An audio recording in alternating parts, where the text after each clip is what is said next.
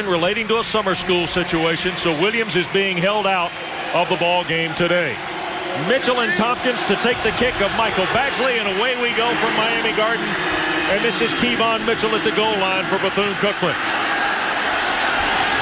20-25, and flipped over out near the 27-28 yard line is Mitchell by Romeo Finley, a guy who spent most of his season on special teams a year ago for the Canes. All right, Wes. Well, no Williams, but you know, it's not that big of a hit because this whole week, even leading up to this game, academic issues aside, they weren't sure if it was going to be Larry Brim or Arkevius Williams. Yep. They went back and forth, and at the time when we talked to the coaches a couple days ago on the conference call, it was Williams was going to be their starter, the sophomore.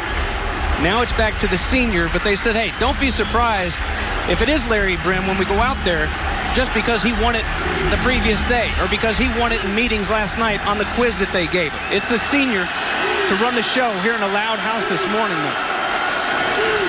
First down give. This is Michael D. Jones, who missed all of last year with an injury, circling to the outside and banged out near the 45, 46 yard line. A run of 19 on first down for Jones. Well, and that's a nice first play. They get a good return to set the tone to open the game on the kickoff, and you get guys on the defense being a little bit too aggressive, and what I like down the field is guys blocking. Look at Jawill Davis down there helping him get a few extra yards.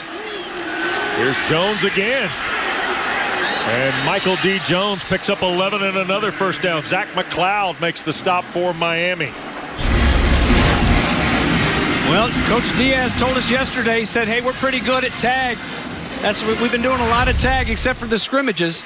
And there's the first catch for Jawill Davis, James, who went to American High School in the Miami area. There are plenty of Miami area products on this Bethune-Cookman roster. Larry Brim, the senior, he knows what's expected of him, even though with Suber, it's a new offensive coordinator. He's a smart guy, and he knows how to run this offense, and pretty much every time out there, it's an RPO. He's got the run-pass option, and for the first time after back-to-back first down carries, they go to the air, and that's one thing that you cannot get one-dimensional. You've got to keep them on their heels, throwing it around a little bit and running it as well. Now they empty the backfield. 2 to the boundary, 3 wide. And this is Jones on the catch. Only a couple of yards there. Jaquan Johnson, one of those new starters in the secondary, makes the stop for Miami. And a quick check of our impact players here, Batesy.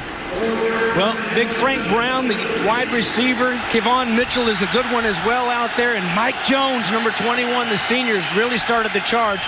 D. Delaney is a graduate transfer from the Citadel, the cornerback. Big questions in that secondary. And Mike Smith, no question that he's gotten better throughout camp, backing up the freshman in Pinckney, who won't play until the second half, finishing off a suspension from the bowl game. Out in the flat, Jones on 3rd and long. Quarterman and Jackson bring him down at the 36. So Bethune-Cookman, who was 31% on 3rd down a year ago, but 38% their last 5 games, comes up short. So now on 4th down, Tupac Ismay has come in to join Jamaris Tompkins in the backfield. Canes got to be careful. They can't get too anxious here. Opening drive, everybody's ready to get out there and hit somebody. Here's a big 4th down. Don't give them a freebie by jumping off sides. Brim moves the pocket. Wide open, that's Brown. First down, Bethune-Cookman at the 25. Frank Brown, redshirt senior from Palm Beach Gardens, 80th career catch for the Wildcats. Nice and easy, too. And look at just cool and calm, rolling to his left, has to set up and throw across. And a nice, easy pitch and catch to Frank Brown, who's been making plays there for the Wildcats for quite some time. Way back his freshman year, caught that game winner to beat FIU. On 1st and 10, a little counter. And this is Ismay. And he bangs away toward about the 19-yard line. It'll be a gain of right at 6 yards on first down before Pat Bethel playing in the defensive front for Miami. Mark Richt, pretty candid with us yesterday, James.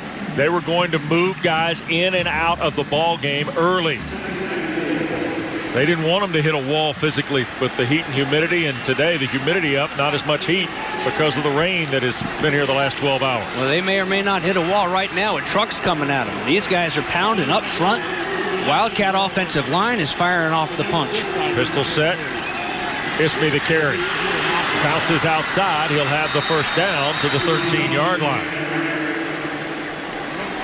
Well, Bethune-Cookman, as we've played just better than 4 minutes, breaks the CPI security red zone on their 9th play here coming up.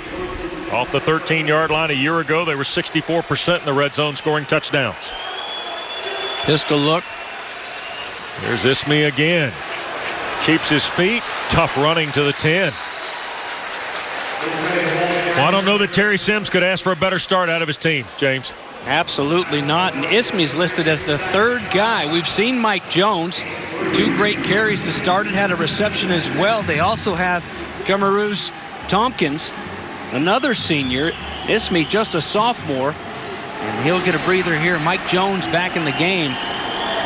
Boy, they sure would like to get 6 out of this opening drive, though. Don't get down there and just come up with 3. Davis is the receiver to the bottom of the screen. Brim sacked. Wow. Demetrius Jackson.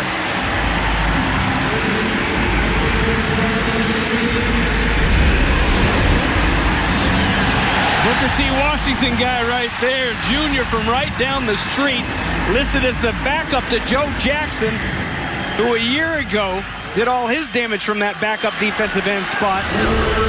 Boy, put the hammer down on Larry Brim. First negative play of this opening drive here for Bethune-Cookman. 3rd and 13 for the Wildcats now. Missed on their first 3rd down try. Play clock at 1. And delay or movement, let's see.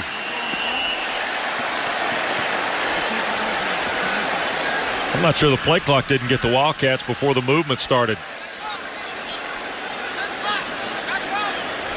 This is Gary Patterson, our referee today. Outstanding crew here. Delay of game. Offense. 5-yard penalty. Repeat 3rd down.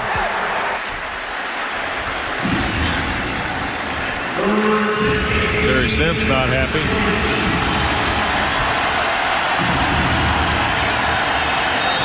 Larry Brim, the redshirt senior, Delray Beach. Now 3rd and very long, 18 yards for a first down. They got Davis lined up over here to the near side, James, by himself for Bethune-Cookman.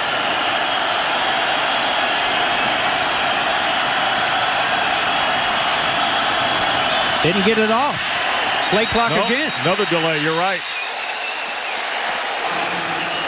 Wow. Back-to-back unforced errors against the Wildcats. 5-yard penalty. 3rd down. Sims is hot, and he should be. Those are the things that you absolutely can't do when you come into somebody's house like Miami. I mean, look at the momentum. They had, this place was juiced, and it was rocking with the smoke and everything coming out. Then they take the football, and they march right down the field. You bring this crowd right back into it. You start to question yourselves. You go backwards with 2 penalties. The sack's one thing. That's going to happen against this defensive line, but you can't do this. And now we got procedure. James, I think excellent point here because False start. the momentum they built with Jones, remember the momentum on the 4th down conversion a moment ago? And now all of a sudden, 3 straight penalties, 2 delays, and now a procedural penalty against the Wildcats.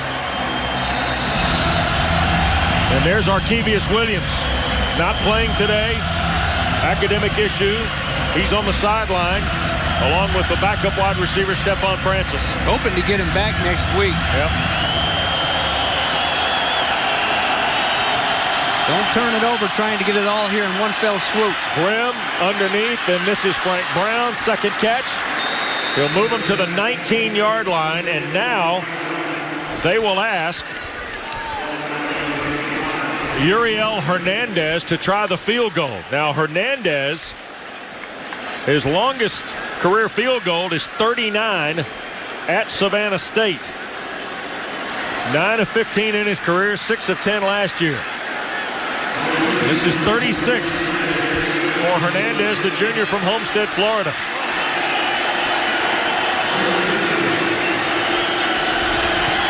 Kick is good. And Bethune-Cookman has taken the lead on Hernandez's field goal. ACC football continues in a moment. This fall on Fox. Brought to you by CPI Security, your local Ford dealer, and by Blue Cross and Blue Shield of North Carolina. The plans you want, you've got it. James, are you smelling what The Rock is doing in the locker room? Well, he's cooking up a nice locker room, isn't he? Yeah. Beautiful facilities, beautiful campus already, and it's going to get better and better. And there's a look at that scoring drive. Terry Sims' crew, they came charging out of that locker room. An impressive opening drive, but they stalled there in the red zone. And a nice kick by a local guy, Uriel Hernandez, from 36. And they needed those points. They didn't want to come up empty, that's for sure. Giovanni Francis kicks it out of bounds. Jeff Thomas, one of the young freshmen they're excited to see here for Miami, was over there in the neighborhood. Kicking team. Ball we placed at the 35-yard line, right hash. First down. You hear the directions from Mr. Patterson, and how about our Hardy star to watch now? The only returning 1,000-yard rusher in the league, and that's Mark Walton Jr. Well, and one of very few, believe it or not, to rush for 1,000 yards in Miami history, and only one guy, Edgerrin James, has done it twice. And Mark Walton, if he stays healthy this year, I mean, you can pretty much put that one in the books, because Yearby's on his way. You've got Travis Homer there with him, but this seems to me like the Mark Walton show. There he is, putting it on my shoulders, guys. He's another Booker T. Washington kid. And here is Malik Rozier, second career start. Named the starter on August 22nd by Mark Richt. He'll keep it going to the right side, and Rozier across midfield. Nice play by the quarterback on first down. 23 yards. Cane fans, you wondered what you had there at the quarterback spot. Well, this is the difference, and this is what you've got. Maybe not a burner. Maybe he's not going to run away from everybody, but he's got enough of a burst on that zone read to tuck it and go. And when that really gets rolling as you get on into the season, a quarterback that can hurt you two ways, boy, that's doomed for defenses. And here goes Walton on the second snap. And he'll get 9 to the 33-yard line. Quite a combination if Rozier can get you beat with his feet too, James. Oh, absolutely. As we were leaving the building yesterday, Mark Richt said, James, come here. You want to see a couple things on him? He said, look, this is what's pretty good about him. Is he can really, he's not a blazer. He's not going to leave everybody in 100, but he's got that burst where he can make up his mind, he can pull it and go. And that right there showed you on the first play how excited he is about this quarterback. Junior from Mobile, Alabama. In the gun with Walton again. This is Berrios working from the near sideline. And he will have the first down to the 30.5-yard line. A forgotten guy, quite frankly, the senior Braxton Berrios, tackled by Daquan Richardson, maybe the best Wildcat defender out there. They got some guys on the outside, even without Richards, that can go. Trevor Darling, the big senior left guard from Miami Central, in there locking it down. Mike Harley is a big-time freshman from up in St. Thomas Aquinas, Fort Lauderdale. Arthur Williams and Jamal Burgess in the secondary. They're going to have to shut down these receivers and keep a lid on it. Don't give up the big plays. Here goes Walton. And he will lower the shoulder and drive it to the 20. 11-yard run for Mark Walton. Richardson, the safety, again, the stop for Bethune-Cookman. Runs so low as it is, and then he goes even lower with those pads. The pad level, he keeps those legs churning. You get nothing but shoulder pads and thigh pads to tackle, and jumps up with the juice that keeps his team pumped. The undisputed leader of this Hurricane ball club. Walton out. Travis Homer's in the game. Rozier swings it inside. Cager it. 6'5", the redshirt sophomore, pulls in the catch. He missed all of last year with an injury. Had 8 catches 2 years ago. How about this, Wes? 6'5", and oh, by the way, high jump title, indoor and outdoor in high school back in Maryland. So keep an eye on him in the red zone. Mark Richt wants a timeout. They were swapping tight ends on both sides of the field there, and we'll get a timeout with them. Bethune-Cookman in front, 3-0 when we continue.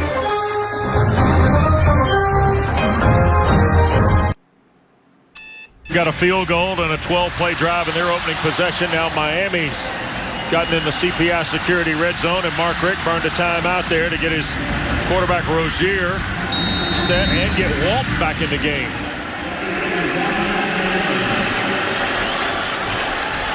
Three receivers and a tight end. Walton trying to find a spot right side and got tripped up.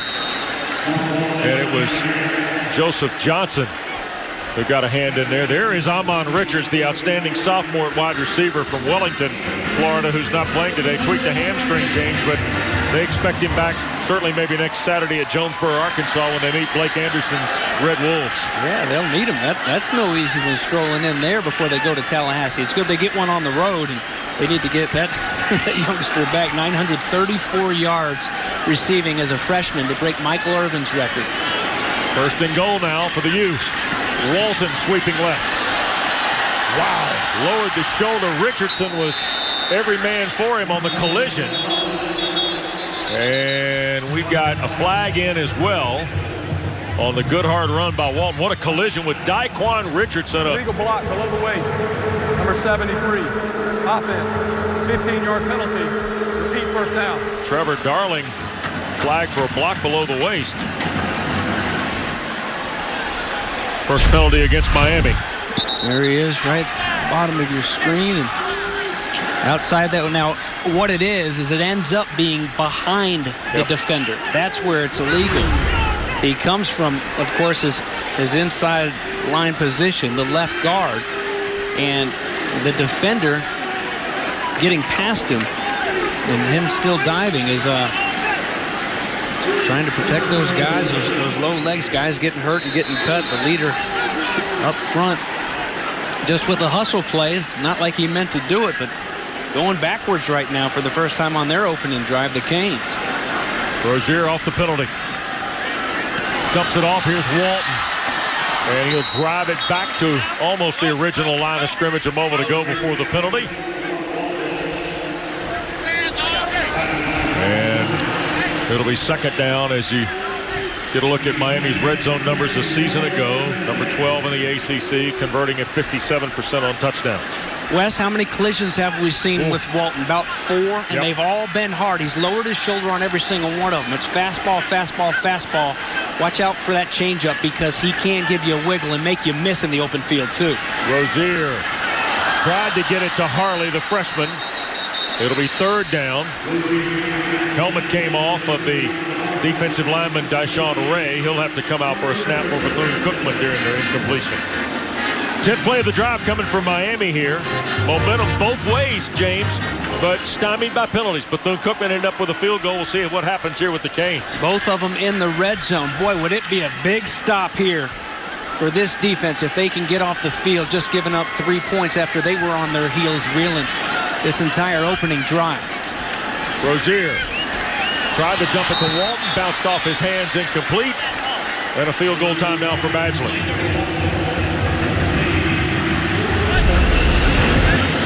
Behind him a little bit, but also pretty hard. A tough one to catch.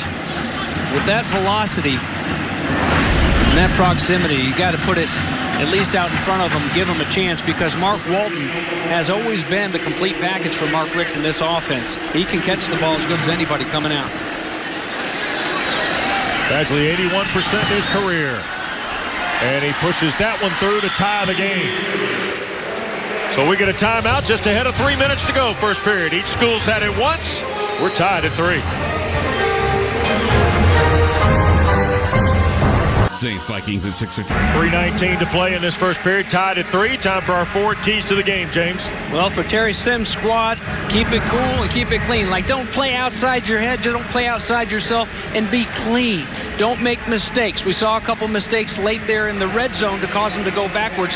Don't give them freebies by turning the football over. And for Miami, you got to go Uncle Luke. Right. I mean, around here, it's the Canes are back. Period. It used to be a question mark. It's gone to a period. They want that exclamation point. And they want to ride out in this opening game, get lathered up, and get everybody fired up around here. Kick in the end zone. Bethune-Cookman's second possession off its 25. Here's a look at their opening possession. Boy, Mike Jones was really impressive, James. Impressive behind that big offensive line that did a great job of firing off. It was a well-oiled machine that came in. Both of these defenses, Wes, as you look at the field goal by Uriel Hernandez from 36 yards out after it stalled, both of these defenses, let's give them a mulligan. Fortunately for both of them, it's just 3 points. Sometimes it's easier to get out there for the offense. Not as much hitting, not as much tackling and going to the ground in two-a-days as there used to be. Now they got to bring the wood. Look at them swarm right here.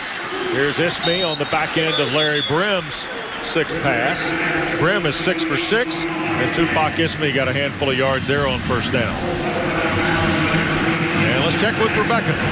Wes, the Wildcats want to erase last year's losing season from their memory because it's out of character for this program. So the theme this year, resurge. Players and coaches wearing T-shirts with that message. The Cats are healthy. They have some veterans, and that word is a reminder to these guys to get back to doing the Wildcat way. We got a taste of it on that last drive.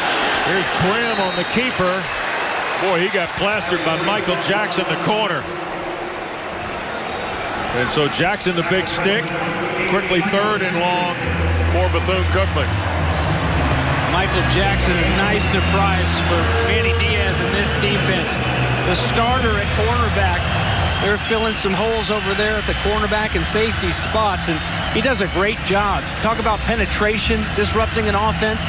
That time it comes from the corner, not from the inside on the slow zone read. Going to make you pay. Let's see if they can get off the field here. A nice 3-and-out for Diaz defense. Third down, the full 7. Play clock down to 2. They get it snapped. Timeout called, I believe. Yes, Bethune-Cookman. Terry Sims did not want a third delay of game penalty. Well, and the chaos that was going on there in the backfield, even worse than a 5-yard penalty. They could have turned it over. That was a recipe for disaster, so a well-used timeout, not one that you want to use. I think a wise timeout just to make sure you live to play another 3rd down and 7. Well, this is the shirt. There's Coach Sims before the game and the resurge motto for the Wildcats this year. And you too can resurge for only $19.99. That's what Terry told Rebecca on the phone when she asked him about that theme. Yep.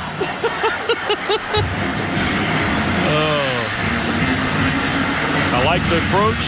Former assistant, special teams and safety coach under Brian Jenkins, who went to Alabama State. He worked at Prairie View, Texas Southern. He was grad assistant with Ron Cooper at Louisville 22 years ago was Terry Sims. And a guy who is pleased with year 1, not so happy with year 2, and wants to see the bounce back in 3 in Daytona Beach. He's done it, too, with some familiar faces from the ACC on his staff we'll tell you about as the afternoon unfolds. Jones checks out, slot left. Empty set for Brim on 3rd and 7. And Jones caught it, juggled it, and then Quarterman made the tackle on him. So it will be the 3-and-out, James. You spoke up for Miami defensively. And the first punt of the day for Giovanni Francis coming up. Canes brought 4. The Wildcat offensive line, a good job giving Brim enough time. He threw it high and hard. And again, Michael Jones, that's a tough pass to catch, even if he gets it cleanly. He hung on to it with Quarterman hanging on his ankles.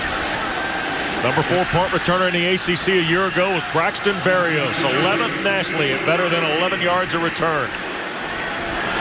Had a touchdown as well.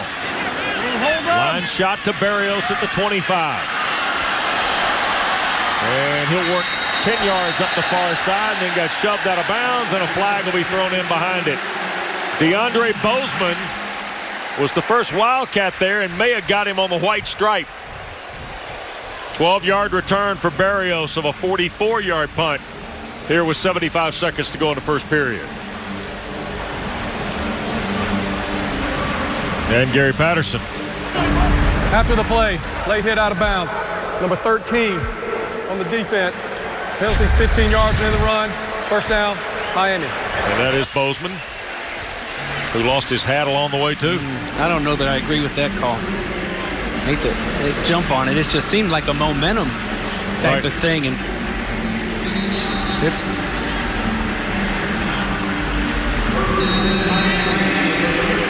Hey, look at Francis getting tied up in the the punter. It's not for sale, Francis. Not for $1 billion trillion. Romeo Finley, the Miami player, hanging around with the punter Giovanni Francis. So plus field territory start for Miami at the 48 after the penalty. Rozier to throw. Launching. And overshoots Darrell Langham. Good play call.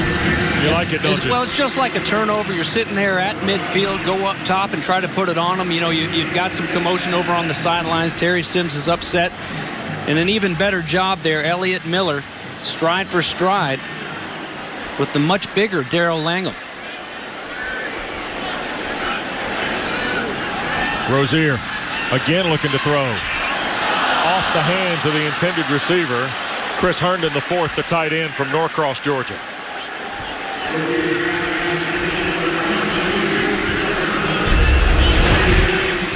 So what kind of pressure they get on the quarterback up here. Brought the blitz a hit that came in a little bit late. No flag. Yeah, that's Richardson. That's the All-MEAC safety, preseason All-America, Dyshawn Richardson. Shaking off those stars a little bit. Rozier, he put it on the money even with the hit. Herndon had it in his hands, but couldn't pull it in. Rozier, near side. Here's Harley's first catch.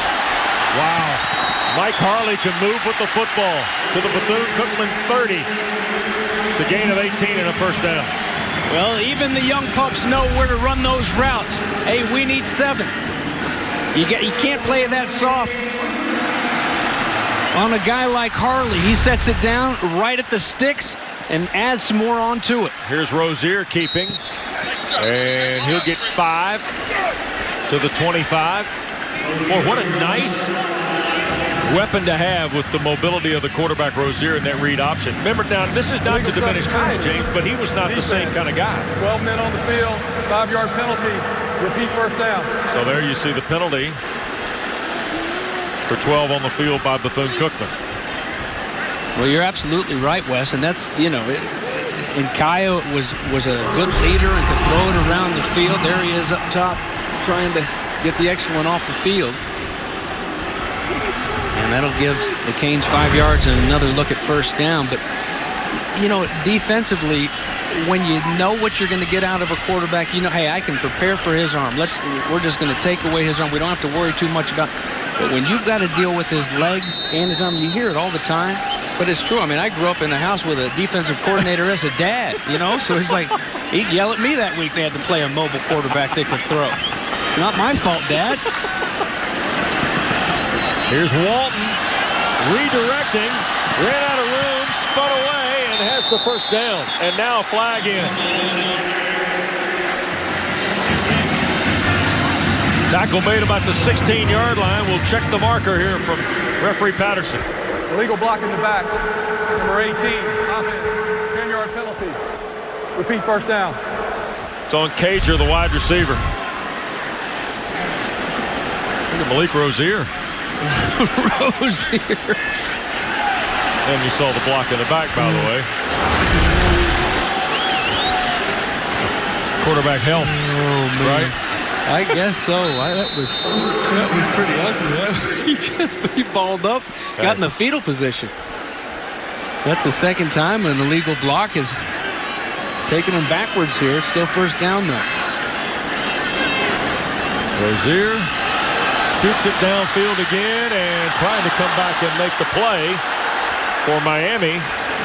was Harley. Sitting with those coaches yesterday, offensive coordinator Thomas Brown, Mark Richt as well.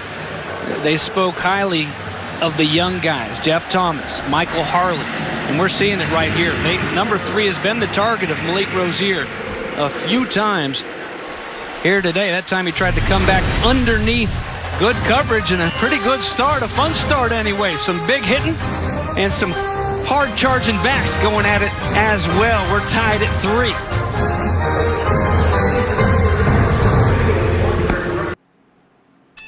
For the second quarter, the Canes are dressed and ready to go, James. On the field and in the stands. Really? Where does he keep his wallet? The ticket? Yeah, I mean... Spending money for concessions? Yeah, some loose change. I just envisioned that'd be you in the seats.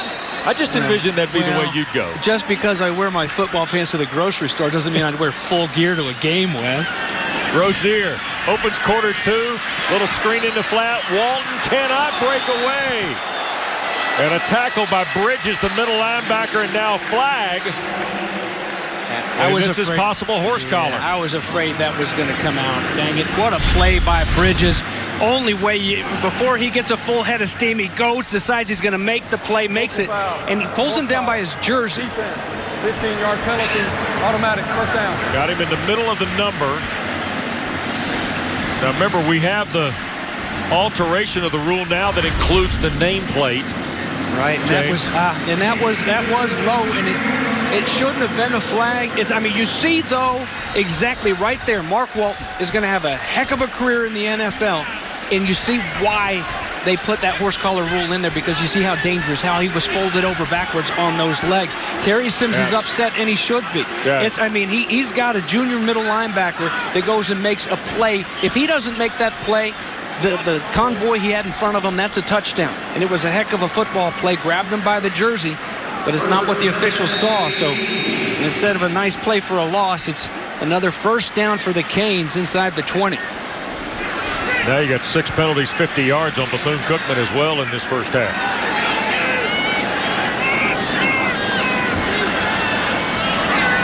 Rozier dumps it again, middle of the field. Walton, that time the Wildcats rally nicely to the football. They'll pull him down for a loss of 2. Daniel Palmer, senior in that defensive front, had 7 tackles behind the line a year ago, gets 1 there. A good job to sniff it out. First couple times when Walton stayed in there to pass block, he just kind of floats back there by the quarterback a little bit. This time he's up there in a hurry. They sniff out the screen, and they stuff it and drop him for a loss that time. Second and long. Hand to Walton at the 10. And it'll be first and goal, but a marker down at the 14. Terry Ramsey is the umpire today with referee Patterson. And another penalty. Holding, number 74, offense. 10-yard penalty, repeat second down. 9 total penalties so far in this ball game, James. 16 minutes in. Well, it's and that's part of the first game, too.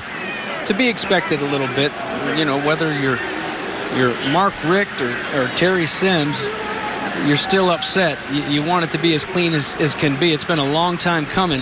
And it's not that they haven't gone over a lot of these things. It's just, you know, these are college kids at the end of the day. A lot of them freshmen and sophomores, and playing when the bullets are flying, so to speak, for the first time in this big-time atmosphere. Second and long. Rozier, little crossing route. Travis Homer. First and goal, Miami. Richardson makes the stop for the Wildcats at the 6, along with Arthur Williams, who James spoke of earlier. And I think Williams is shaken up.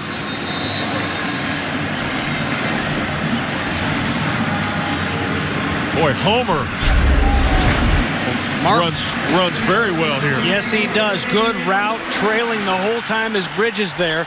And watch him at the end of this run, a lot like Mark Walton. Arthur Williams took the big hit there. You know, he loses a helmet. They'll take him off and look at him. Travis Homer, Mark Richt said he hasn't had a lot of live reps. I don't think that's going to be much of a problem, Coach Richt. He put his pads down, looked pretty physical, finishing off the end of that run. Bethune-Cookman will take a timeout here. Early stages of period 2 as Williams is helped to the bench area for the Wildcats. 3-3 score, but Miami threatening when we come back to Hard Rock Stadium.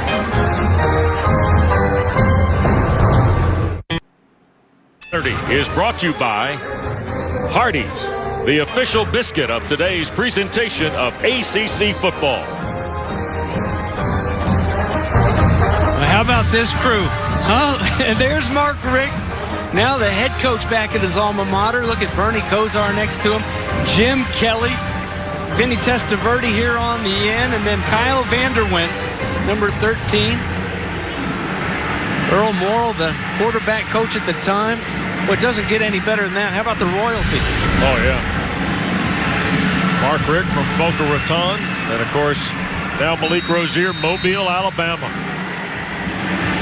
Getting his second career start today. And Corey Gaynor at 285 pounds is the fullback ahead of Mark Walton here on 1st and goal.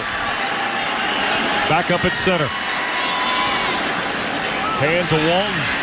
Tries to scoot here to the near side. Got the angle, got the dive, got the touchdown.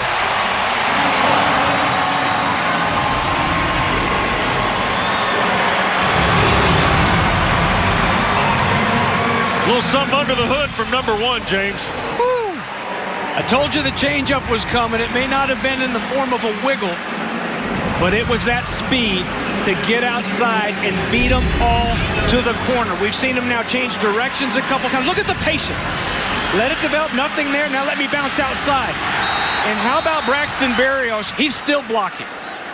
Locked up with the receiver. And these young receivers, they're going to need to watch that in meetings this week. 6-yard touchdown run from Walton. And Miami has the lead now at 10-3 with a minute and a half gone in quarter number 2. So here's another look at it. Harley, the freshman, starting this drive. And there's the change of direction earlier with Mark Walton. Through the air with Homer. Walton's back up. And here's that touchdown to cap it off. And watch here, Wes. Watch Braxton Berrios. You see him on the outside there, flashing to your screen, driving his defensive back out of there. What's impressive about it is that play took so long to develop, and receivers are going to have to learn. They're going to have to stay on their blocks extra long when number 1 is getting the rock, because he'll make some guys miss and change directions. Whole lot more than touchdowns for Mark Walton, Rebecca. Yeah, guys, you can see how much this team relies on Mark Walton. He is playing this game with a heavy heart. For the first time ever, he won't see his mom when he looks into the stands. She passed away last March. 3 weeks before she passed, Walton welcomed a new baby girl into the world. So he has a lot going on and off the field. Coaches say it's just made him stronger. Well, I think in visiting with Thomas Brown yesterday, the offensive coordinator and running backs coach, James, he's got a unique relationship with Mark Walton that not every coach and player has too. You know, I mean, clearly he's leaning on a guy who is a veteran, who is a leader, who's going to be a locker room leader for this football team as the year goes on. Right. Well, Rebecca, he said when his mom passed away that Mark was so strong that he worried about him, that it was at one point it was going to hit him. He was going to really realize and break down, but he's just a very mature young man, very strong on and off the field, mentally as well. Brim dumps it to Mitchell. Kevon Mitchell, junior from Hollywood, Florida. His first catch of the day, tackled by D. Delaney, the grad transfer from the Citadel, who James spoke of earlier. Well, Larry Brim, who was the third most accurate passer in the MEAC a year ago, is 8 for his first 8 today, throwing the football for Bethune-Cookman. 2 days ago, he didn't think he'd be the starter here in Miami. And Jones cannot get the first down. McIntosh, Thomas, Kendrick Norton. Sounds like a new law firm in South Florida, but it's... Well, they're firm, all right. You know what? I'd let them represent me. I don't care. I don't care what they... Yeah. Just have them walk me into the courtroom. Well, third now and about 1.5 yards. Let's call it 2. This is big here. Wildcats don't necessarily have to march down and answer, but they really, last thing they want, the way that offense seemed to really get rolling, they don't want to hand it right back to him. They're going to give it to Jones, trying to get to the edge, and he'll fall down back at the 30. He was running out of room. Mike Smith was out into the wide side of the field. A flag has gone down. Jonathan Garvin was also out there, a true freshman, on the field for Miami.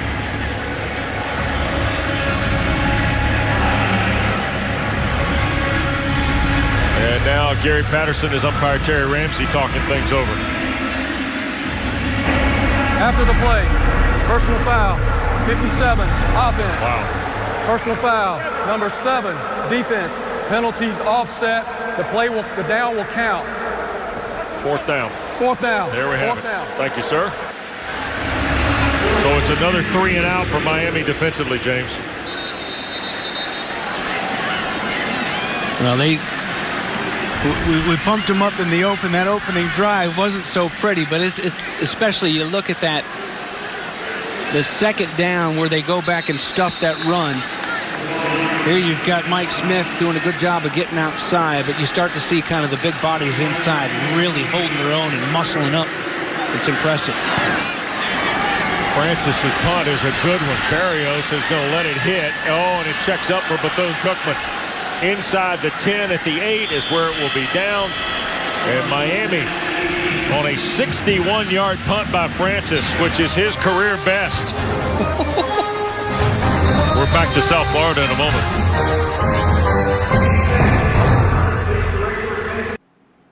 Well, Mark Walton's touchdown has given Miami the lead, but James, Mark Walton's done a little bit of everything already. He really has. He's shown off his hands coming out of the backfield. There you see just one of the many pops that he's put on these defenders. Can make guys miss. And on that touchdown run, first touchdown of the season for Walton and the Canes, he showed you the change of direction, the speed to get to the corner, and a little leap, the cherry on top to get over the goal line.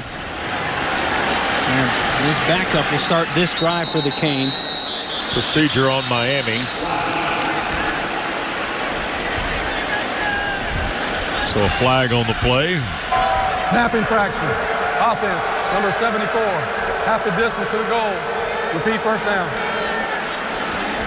Well, our forecast here in South Florida today is brought to you by our friends at North Myrtle Beach. 87 degrees, expecting some rain. There was some showers this morning, much heavier downtown than here. And humidity always a factor this time of year. In fact, Mark Richt was fairly candid with us yesterday about it. Moving guys in and out of his lineup. Travis Homer on the read and slips around the corner, and he's got the first down out to the 24. Great second and third effort running by the sophomore from West Palm Beach. Last couple years, it's been such a nice 1-2-3 punch at times with Johnson, Yearby, and of course Walton. And now look at just the sophomore Travis Homer staying inside. You know, the residual effect. Mark Walton gets in there, coaches say he's the first one to take out his pen, start taking notes, plays so hard, practices so hard, and it rubs off on everybody in that meeting room. And you can tell by that run right there that there's a whole lot of Mark Walton that rubs off on Travis Homer, the way he runs the football too. Todney Evans makes the play that time. Minimal gain, if any, on 1st and 10 for Rozier. There's Cade Weldon and Nkosi Perry signaling in the plays for Miami. 2 of the 4 guys that were involved in the quarterback competition. Second down. Rozier in the flat, Homer. And out to the 32. It'll be 3rd and about 3 before Williams leads the tackle parade for Bethune-Cookman on a 6-yard throw. Good job there by the Wildcat secondary, getting outside, forcing him back inside to all your help. You can't take that initial fake and let him shake and get to that sideline. Then it's off to the races. So a good job to force a 3rd down and short here. Let's see if they can get off the field. This would be big for Terry Sims' defense. Rozier, middle of the field, and the catch is made. Langham at 6'4". Brings it in and crosses the 45 for a first down. Richardson there for Bethune-Cookman. Mentioned it, big 6'4", even with tighter coverage there by Elliott Miller. It's a tough wall to go around, that inside slant. When he breaks it off, it's a nice, easy throw and catch. Play fake by Rozier on first down, wants to take the deep shot. Langham is there and catches it inside the 10. Pretty good coverage by Miller, but Langham matched him. 46-yard throw, James. They've been going after 7 deep a couple times. He's right in the hip pocket, needs to be inside, seems to time it up just right. Great concentration by Langham. And, oh, let's not forget Malik Rozier. How about the new guy dropping dimes? Mark Walton, a little start and stop. And picks up a couple of yards, maybe 3. It'll be second and goal. That ball couldn't have been any prettier. Thrown by Rozier. An excellent concentration for the junior from Santa Lucia's High School up in Lantana, Florida. Second down and goal. Tight end to the left with 2 receivers. Cager is the receiver here to the right. Rozier looks Cager's way. Did he get a foot down? No. Caught it right in front of Elliott Miller. Cager 6'5", Miller listed at 5'9". Did he get a foot down? Nope. Good call. You know, that's why you've got to run those routes. You've got to give yourself some cushion. Give that quarterback somewhere to put it where you still have some space. Can't run it too tight to the sideline. Rozier in zone. Cager caught it that time. Touchdown, Miami.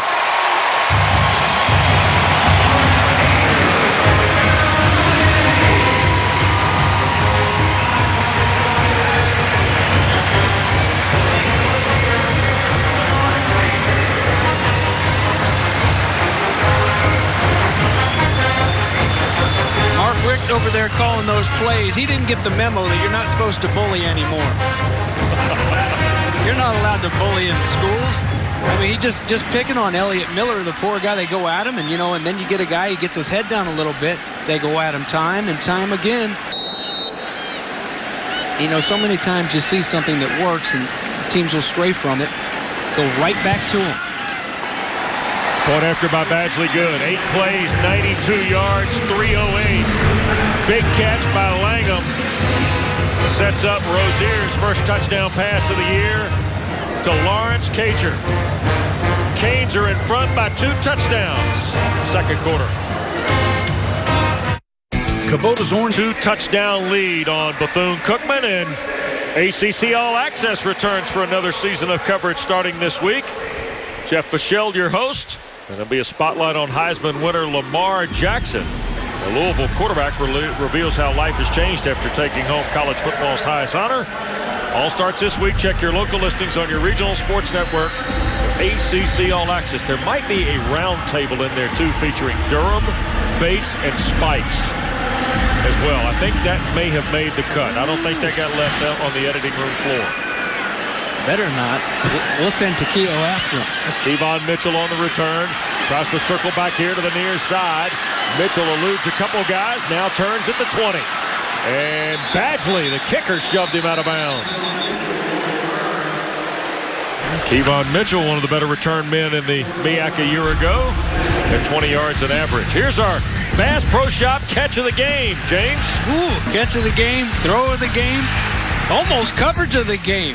Going up, Elliott Miller trying to knock it down. Might have been a whole different series for that young man had that one not gone. But then after that, they kept going right back to that same side, and it paid off after the big 46-yard completion. Rozier to Langham. Passes like that. He has a couple more like that. Malik and, well, they will be the gossip here for the next couple weeks heading into that game in Tallahassee and up against Arkansas State next week. See the total yards differential. Here is Mitchell on a quick pass from Brim. Only a couple of yards there. And Larry Brim now 9 for 9 in the ball game passing. Well, remember now, Arkevius Williams being held out of the ball game today. Academic question about a summer school class on the Bethune-Cookman campus as it relates to him being eligible. And so therefore, they go to the veteran Brim, whose passing accuracies numbers were a little better. They were hoping that Williams' dual threat in Alan Suber's offensive philosophy would help him, but Brim's filled in nicely here today, James. Absolutely. In command. And there's his first miss, looking for the running back, Tupac Ismi, sophomore from Naples. And one of the more inspiring stories that we've heard, James, in this young college football season. Rebecca will tell you more about Tupac. Inspirational just to get here. Tore his ACL his senior year in the high school playoffs. Carl Franks went and got it. Here's Brim shooting it to the far side. Was it caught? No. Ruled incomplete in front of the bench. Rebecca, Tupac is a young man who's already learned to battle adversity for sure. Oh, absolutely, Wes. He lost his mom, his dad, and a grandparent all last year. Coach Super said he is strong on and off the field. All that he had to deal with made him an even better gentleman, his coaches say, and a role model for this program. But with Tupac, there are no distractions. He is all focused on football, as we see out here this afternoon. Well, and there he is talking to Carl Franks, James. Carl Franks was a running back coach under Steve Spurrier for a long time, and one year Coach Spurrier decided to flip things around and made him the linebacker coach, so he was my coach for 1 year. But he just thinks the world of his young running back. Another great punt, and Barrios will signal for and make the fair catch. Out at the 21-yard line on another 3 and out, third straight for Miami defensively. And well, our ACC football package next Saturday. Georgia Tech opens on Monday night. 8 blocks away at Mercedes-Benz Stadium. Will be at historic Grant Field to see the FCS semifinalists from a year ago, Jacksonville State, who beat Chattanooga impressively last Saturday to open their campaign for Coach Gross. So we'll see Jacksonville State and Georgia Tech at 12:30, and there's a look at the Coastal with the preseason numbers, James. Yeah, how about those Canes up top? And you like that if you're a Hurricane fan, but when you realize that the media has been wrong 5 years in a row, that might scare you a little bit. Virginia Tech very strong as well. They'll come down here in early November. Halfway home in the second period, and Walton now breaking free. Mark Walton crosses midfield, trying to get away from Richardson, who finally tracked him down at the Bethune-Cookman 31. 47-yard run for number 1.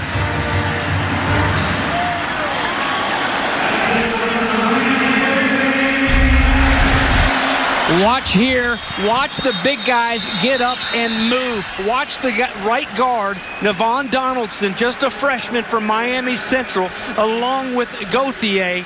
There's Gauthier taking his man down. Look at 55, driving his guy off of the football field, and then it's off to the races for Mark Walton. Wow, they've got a good one in Navon Donaldson, 350-pound freshman who actually grew up in Jacksonville and grew up going to that Florida-Georgia game and was a big Georgia Bulldog fan, really liked Mark Richt.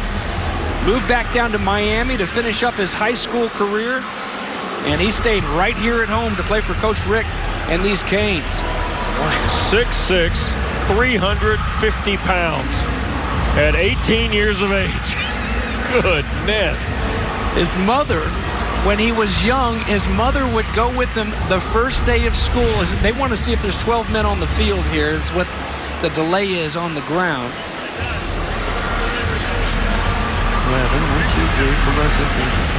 11 on each side. But his mother, story is, Wes, would go in and meet the teacher and explain to him, hey, he's a gentle giant. Don't let his size intimidate you. Don't hold it against him because he's the biggest guy by far in class. He's a good kid. He's a good kid. She said this is the only time that he's gone to school, and the first day she hasn't been there with him. Well, that would be kind of embarrassing to go to the college class with your son. But I think he's doing all right, Mama. He looks good. My goodness. Regarded as the number 6 tackle in all of high school football a year ago. They moved him inside to guard because When you can move like that at that size, you can play a long time at that spot, James. Right. Well, plan is probably, you see those long arms, to move him back outside. McDermott moved to the outside, but, wow, if he's number 6, I'd like to see the 5 that are better than him. Yeah, well, you know how rankings are. Here's Walton straight ahead, looking for the end zone. And he'll be taken down inside the 15, around the 12 by Jamal Burgess. 20-yard run by Walton pushes him over 100 today. 109 now on 10 carries. Coming right at you here. Watch number 1. Watch the big guys up front. There's Gauthier up to the next level. And when you give a guy like Walton a seam, and when you give him the ability to go north and south and get rolling, it's downright scary what he can do. And it's showing time and time again here. Here's Walton, and he slips down at the 5. Well, you mentioned Yearby, Walton, Gus Edwards, who's transferred to Rutgers, James, to play his final year. So he's kind of gotten through where he's now the clear-cut guy. And Travis Homer, who's now checked into the ball game, has shown some flashes here early as well. And I think he understands kind of how the pecking order works, and that's great for Miami, especially with a first-year starter in Rozier. Absolutely. Well, and I mean, the more reps Homer gets, you're not going to skip a beat with what we've seen today. Another throw to the end zone. Langham went up top, pulled it in.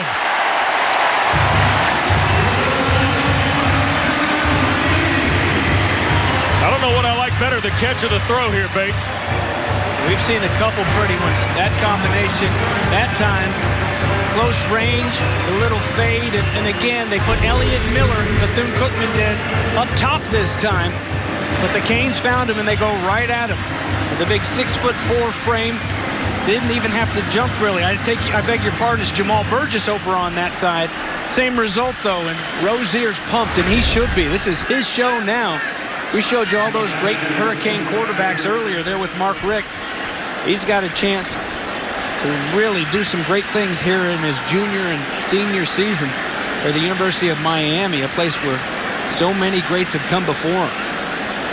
4 plays, 78 yards in 156. They're reviewing all scoring plays, of course, and confirming this one before Badgley tries the point.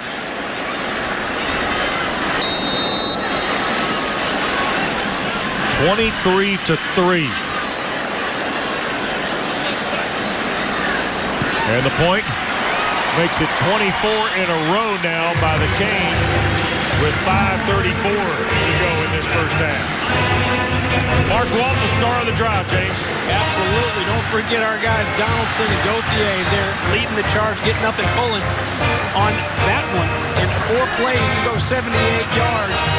And a couple of them on the ground. That's saying something about the way they're rolling up front and the way Walton's going behind him. And you mentioned the throw, Wes. That time, you had the cushion. Remember back down at the other side on the first touchdown, or the last touchdown, rather, when they tried to get it to Langham, he didn't give himself enough cushion. Figures it out, goes to the sidelines, gets coached up. Ron Dugans, the wide receiver coach, hey, give yourself a little bit of room. Give that quarterback some space to put it out there. And Langham, of course, the catch. And here's our Toyota Tweet of the Week. You talk about star power from the U. Michael Irvin at the Mayweather-McGregor fight with Ray Lewis and Andre Johnson. I'm going to go ahead and speculate they had decent seats last week in Vegas. You know what?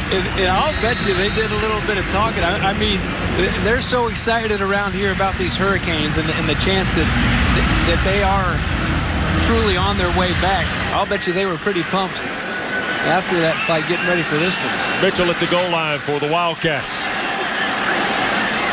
20 and pushed down shy of the 25. So that's where Larry Brim Jr. and Bethune-Cookman will get going on the return by Kevon Mitchell. Well, Miami, we told you, interesting 2 games to start the campaign. Bethune-Cookman today, next Saturday at Arkansas State. And Blake Anderson has a very nice team in the Sun Belt this year. In fact, the Red Wolves and the Mountaineers of Appalachian, two of the highly thought-of teams in that league. And you know that Blake Anderson will spread it around. Well, and don't sleep, Cane fans. Don't sleep on that one. Looking forward to Florida State the next week. But I like it on the schedule because what it does is it sends your team into a hostile environment. That'll be the biggest game they play in a while up there. And they'll get their all, and it'll be hard to communicate. It'll get them ready for Tallahassee in 2 weeks. Michael D. Jones the carry, the hit by Shaq Quarterman. And it'll be second down for the Wildcats, Rebecca. Man, we are watching this game on the sidelines with Michael Irvin. You guys mentioned him, and I asked him what it's like to watch his son out there following in his footsteps here at the U. He said, oh, man, it is incredible. He's just trying to keep his cell phone out often because he is trying to snap some shots of his son in action, guys. Standing with the athletics director at the University of Miami, Blake James. Here's Michael. And there's the catch. That's Jaquan Loomis, the redshirt senior at tight end from Orlando. First catch of the day. 20 career catches coming in. And Loomis makes it third and short. You see the way that the drives have gone. There's a first down throw to Mitchell from Brim. Wes, I like the way that Brim has stayed in there. And, you know, he's not flinched. He's just leading this show. He's in command. He's doing everything he can to keep this offense moving for Terry Sims. Injured last year, so banged up, had the shoulder injury. He's happy to be healthy and leading this team here. Play fake Brim. Shoots it inside. That's the catch by Jawill Davis. Redshirt senior from here in Miami. 13-yard throw by Larry Brim Jr. But now Alan Suber's Wildcat offense is picking up the tempo here, James. Well, that's what they wanted to do coming in. Whoa. Dangerous ball fluttering around there in the secondary, but it'll fall to the turf. And that's Jaquan Johnson and D. Delaney lowering the boom there. You know, they had so much experience, Miami did, at the safety position last year. You look at it, and talking with Manny Diaz, they didn't give up the big play. They didn't give up a lot of touchdowns. They stiffened when they got down, and a lot of that had to do, they were young up front, but they had experience and heady safeties. Brim flush from the pocket. Loops for Lucas. And Loomis holds on to it. It'll be short of the first down out at the 41.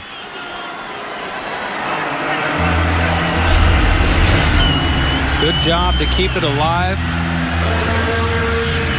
Brim sitting right back up and getting it off to his tight end, the senior Loomis. And boy, the Wildcats like to do something here before halftime to chip into that 24-3 lead now.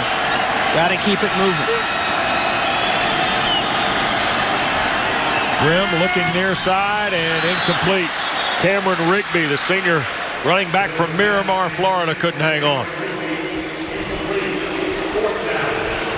Brim hit his first 9 throws of the ball game. He's now 13 of 17. Well, and a few of them have been in and out of the hands of the receivers. Kane's making wholesale changes here. Mark Richt just went down in front of his bench. You know, you're up 24-3, but they're going for it on fourth down. Jones has come back in as the running back. Play fake by Brim. Looks for Brown, who makes the catch. Or Davis, beg your pardon. Jawill Davis converts the fourth down. Inside the 30 goes Bethune-Cookman. They go right at Delaney, the transfer from the Citadel. A nice little shake to get him turned around. And again, know where those sticks are. Know where they're trying to get. They're not trying to beat you outside and take that bait. Stay strong in there. Brim throws again to Davis. Right in front of Delaney. That time at the 17-yard line, James. Looks like they're working just enough against Delaney to see if they can advance the ball, 8 to 12 yards? Absolutely. Plenty of time here left in the first half. And just like, like we said on the other side of the ball, when they were going after Miller, they found something that they liked. Keep going back to it. 2.5 to play in the opening frame. And that ball deflected. Jaquan Johnson, I think, got a hand on a ball intended for Joel Davis, who wants to see if he can take a break here after 4 or 5 straight reps. Wes, it should have been a touchdown. That was as much trouble as Delaney has had on the previous plays. Watch him here. He trips and he's beat. If 1 more second is given to Brim, if the pressure doesn't get to him, he's able to find Davis, and that's an easy touchdown. They are going after number 3 right now, and Davis needs a break. They've been working him so hard moving down this football field. We're going to get a timeout. 2:26 to play. Miami punches the timeout. Canes lead by 21 when we continue from South Florida.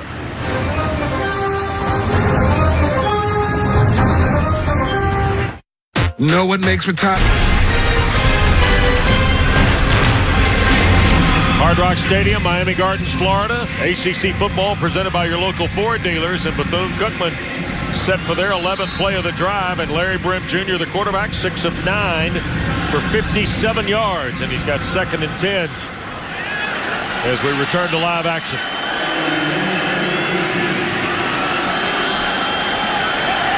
Eludes the pressure the first time, won't get away the second time from Joe Jackson. And now a flag is thrown from the center judge. Personal foul, unnecessary roughness. Number 95, offense. Half the distance to the goal, automatic, first down. So that's Anthony Moten. They called a face. Yeah, I'm not sure they didn't get the, was it 95 or 99? Jackson had the sack. We may have to see a replay to find out what Moten was flagged for. Boy, that's a tough one. You get a big play from Joe Jackson, who as a freshman had 8.5 sacks a year ago as a backup. Yep. I don't think, I thought maybe they just threw a celebration flag. He was so fired up as he came up from the tackle.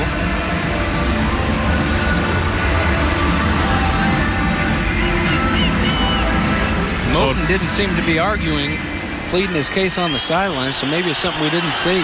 1st and goal now for Bethune-Cookman. Brim to the end zone. Delaney right there with Davis in the coverage. This D. Delaney now, 13 career interceptions in his tenure at the Citadel. And Manny Diaz told us yesterday he's been around the football a lot in the August camp here. Yeah, whether it's intercepting in practice or punching the ball out, he says one of those guys just got a knack, get up there and knock it out and force fumbles. And the rest of the team, they say it looks kind of fun. It's been infectious. Here's a toss. Jones trying to get to the edge, and he's going to give ground back.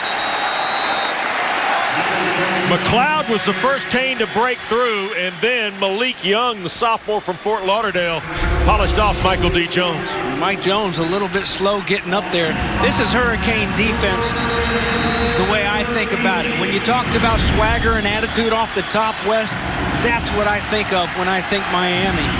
That's what I think of when I hear the word. I mean, that's what the toughness and the swagger is all about, is great defense, and great defense always means teams swarming the football. That's how you make the big plays, and that's how, when a guy like D. Delaney strips it out, your defense, your team ends up with it. Let's see if they can stuff him on 3rd. Brim under duress, tried to throw it in the middle of the field. Is it intercepted? No. It hit the ground before Redwine could come up with it. I thought Sheldrick Redwine had the pick, James. Well, he did too, and it was, gosh, Brim's lucky that they'll be able to come out and try at a field goal. It just went through. He had it before it went to the ground, but it slipped through his hands and just tried to force it in there because the pressure came in a hurry trying to set up that screen, but there was absolutely no time for the senior quarterback, and he had to force it. And it got a little bit too interesting for Wildcat fans. Hernandez, who had a 36-yarder to cap their first drive, with under a minute to go here first half, tries to get Bethune-Cookman on the board again. This is 30 yards. And delay a game. Now, here's the story. Hernandez, career long, is 39. He was 9 of 15 a year ago. Or 9 of 15 his career, 6 of 10 a year ago. 7th best scoring kicker in the MEAC. This will be 35. These are the kind of things, though, Wes, that'll drive Terry Sims crazy. I mean, that's what you've been working on for 29 days of camp, is not to have delay of games. Get him out there. Kick is good. It might have been a little altered, James. Hit the line. I thought you meant by those orange shoes that Hernandez wearing. Well, they are bright, but the kick is good, and Bethune-Cookman's on the board again. Did somebody get there? I don't know. The box score, though, it looks like he drilled it right down the middle and ended up in the stands. That's exactly right. Give him 3. 24-6. Hernandez has banged home a couple of field goals, and that's a 14-play, 59-yard drive in 4:41. And under a minute to go with 53 seconds here in this first half. Look at him smiling, man. He's the happiest kicker in America. Well, how about another look here just to double check, James? Come on. I don't think they got there, but 2 guys close up top. Is that Thomas? Yeah, I think Jeff Thomas might have gotten there. Number 4, the freshman wide receiver. Delaney as well. Yeah. Hernandez is probably like, I'm glad I don't have to kick that again. Happy Hernandez. So it's 24-6. And here is Thomas at the 10. 25-30 and out to about the 32-33. And that's where Miami will take over. And here's what I'd like to see. I'd like to see what that 2-minute offense looks like. It's Malik Rozier. He's still learning this offense. He's still learning how it all works. Here's a great opportunity to coach him up. See what he can do with the hurry-up offense and drive them down and see if they can score a touchdown here with 46 seconds to go. They've worked on it time and time again. I'll guarantee you here the 29 days of camp, this is the first time a live situation. It's not a scrimmage against his own guys. He can try it. Here is Walton on first down. He found a seam, bounces to the 40, and they'll whistle it dead at the 41 with 35 seconds left. And let's see, Miami got a sense of urgency. Now timeout being taken. Yep. Timeout with 30 seconds left. I would think that the second-year head coach of the Hurricanes pretty pleased with his quarterback in the opening half, James. Oh, absolutely.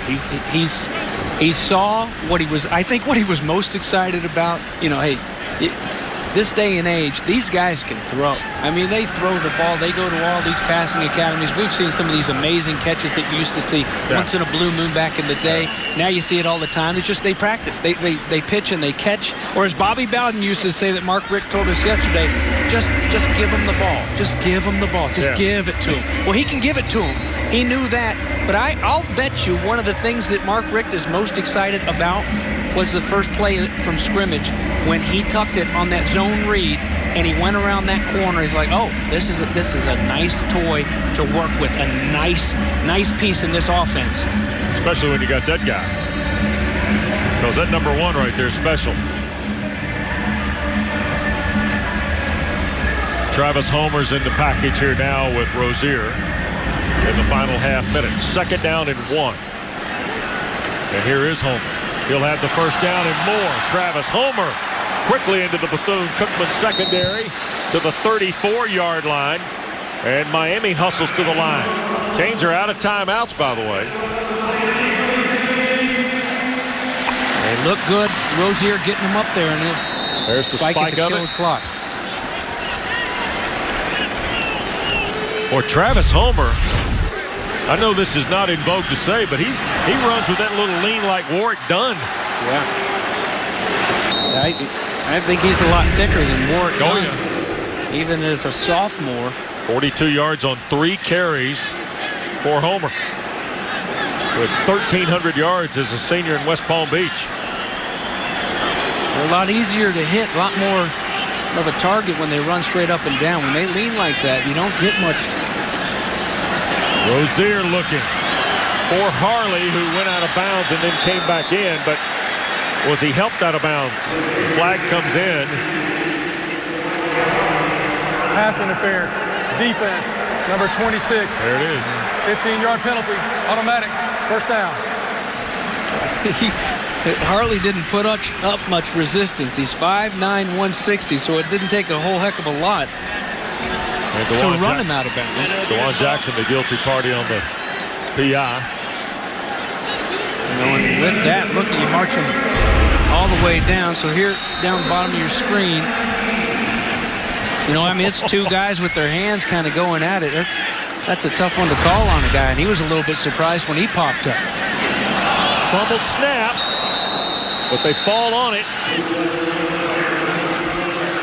Second down, they got to hurry the clock. Nope, it expired on them. Well,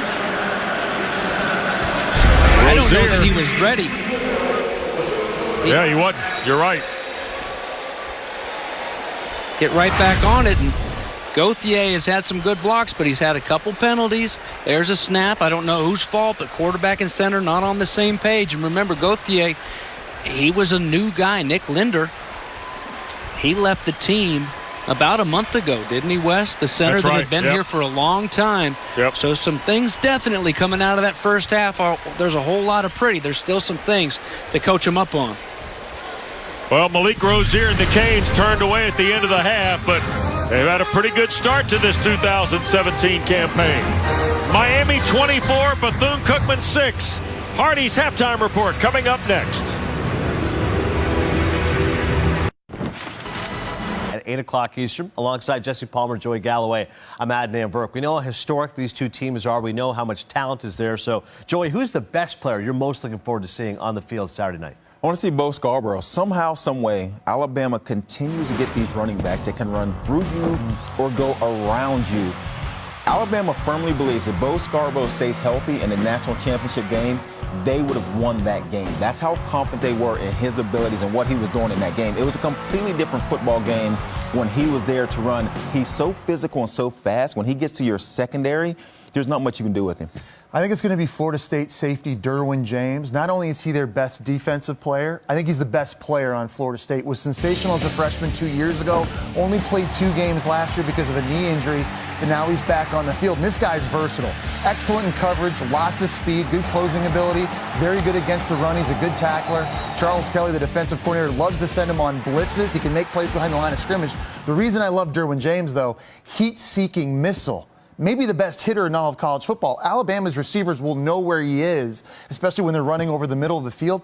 His skill set to me is very comparable to Jabril Peppers from Michigan last year. There's been a lot of hype around Derwin James this offseason. Can he win the Heisman? Rumblings that maybe Jimbo Fisher is going to use him more on special teams in the return game, maybe on a couple plays on offense to get some touches to help spark this offense. Derwin James has to have a big game if Florida State's going to win. Exceptionally rare for a defensive player to win it, the Heisman, on just that merit. So you're right. If you can use some more versatility, that might help his candidacy as well. And we'll see if Jalen Hurts avoids him or tries to challenge him. Who wins the game? Alabama. I'm not going against Alabama. That was easy? No, I've taken my chances before going against Alabama. It didn't work out well for me. Yeah, I'm going Alabama as well. I just think Florida State's offensive line is going to struggle run blocking and pass protecting against Bama's front seven defensively. Once again, look forward to the game 8 Eastern on ABC Saturday night. Also, looking forward to Michigan and Florida, number 11 versus number 17. And how strange is this situation? Lots of turnover for both of these teams. The Wolverines, especially depleted by all the lack of returning starters on defense. And for Florida, there are a lot of suspensions, of course. Conference pride, though, is still at stake no matter who's on the field. The big statement game, you know, people compare the SEC and Big Ten all the time, you know, 2 of the top conferences in the nation. And this being a week 1 matchup, it's going to be a great game, and it's a great challenge. SEC is the best conference in college football. Anytime you get an opportunity to play a team from a different conference, you know, it's kind of relieving. Our main thing is just going out there and just proving that the SEC is the strongest. If we do want to go out there and win that game, it'll set the tone for the rest of the season. Speaking of setting the tone, Jim Macklin wishes he had more guys out there. 10 players suspended for Florida, Jesse. What kind of impact does that make for them right away? Well, it's a huge distraction off the field. The suspensions never end. It seems like there's a new guy getting suspended each and every day, so that entire locker room is looking over their shoulder wondering who's next. Players are being asked questions, is there a culture problem here at Florida? And they're not answering questions about a Michigan Wolverine football team that's won 10 games in 2 consecutive years. Now you look on the field, and this offense loses its best wide receiver in Antonio Callaway, their best running back in Jordan Scarlett. And listen, this offense only scored 35 touchdowns a year ago. Second fewest in the SEC. They're not explosive anyways. So now you've got a redshirt freshman quarterback in Felipe Franks making his very first start in Dallas at Jerry World. He's without his 2 best weapons. There's so much more pressure on him now, Joey, to have to do more. Well, there's enough pressure with just the fact that you said they weren't very good on offense anyhow. And everyone's been waiting to see when will this offense at Florida catch up to the defense. They've been pretty good on the defensive side when they're healthy, and they just can't put points on the board. And so now you have Felipe Franks coming in. The surprise that Malik Zaire is not the starter, transferred in from Notre Dame, and they thought just because he's played, he would be your starter. You need some veteran leadership, but Felipe Franks must have showed McElwain and that offensive staff that he is the guy. So they're going to go with him. These guys have to go out and get behind this young quarterback and play their hearts out if they're going to have a chance to beat Michigan. Not only Malik Zaire, I would have thought Luke Del Rio would at least surpass Felipe Franks in the depth chart, but the young man who's never thrown a pass in college, he'll be the guy against the Wolverines. Lots of great action to look forward to on Saturday, including Oklahoma in action against UTEP, Baker Mayfield and company. Lamar Jackson, Louisville will face Purdue Saturday night. USC, a lot of hype around Sam Darnold, Saturday at 5:15 Eastern, and West Virginia and Virginia Tech later on ABC. That'll be Sunday night, also streaming live on the ESPN app.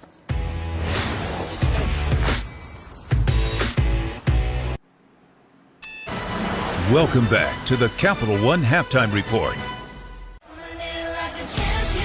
Told them that they had earned the right to be here. I said, go have fun. Play hard, have fun doing it. This is it. Snap good. The whole kick. Oh! The kick is good. The Mountaineers are going to try to take it back to the big house. Just fell in the big house. 50. Wow! The Mountaineers have just beat the Michigan Wolverines. It's still like I'm dreaming. The Mountaineers have just beat the Michigan Wolverines in the big house. Oh, my goodness. What a wild scene that was. September 1st, 2007. That was the day the unthinkable happened. App State 34, Michigan 32. An FCS team taking down a top 5 FBS school. Not only was that hard to believe, but who can believe it has been 10 years since the Mountaineers went into the big house and slayed mighty Michigan? Well, we can believe it, and we caught up with some of the App State heroes as they relived David slaying Goliath a decade later. I think we can all enjoy it more and more and more. Every year it goes by, I'm sure nobody goes a week without somebody talking about that game. To be appreciated for what we did that day, that one day, man, one day. Hey, all you got now. Everything yes, sir. Let's go. Get all 3, 1, 2, 3, get. They were such a different brand of ball than us. Hart the setback, sneaks past the ASU defense and moves in for the touchdown. We weren't intimidated at all. It ain't about intimidation, man. Did you think we was going to win? Armani Edwards. They cash in on the 3rd down. Off to the races. Wow. Coach Moore, he believed we were going to win. 4th quarter, Mountaineers need a stand, trying to catch up within the pass. Oh, my. And picked up. Are you not entertained? Are you not entertained? Corey wasn't supposed to be in that position. I was supposed to be in that position. He said, hey, let's switch.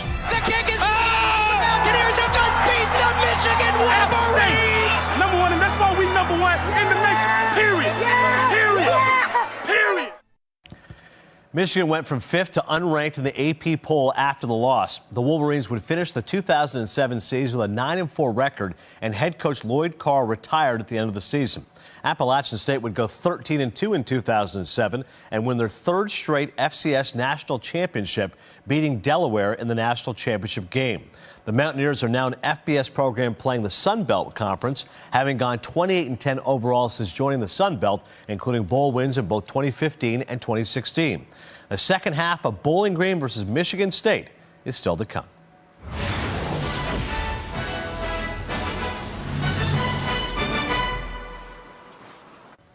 That will do it for the Capital One Halftime Report. Stay tuned to the ESPN family of networks for all of your college football coverage. Enjoy the second half.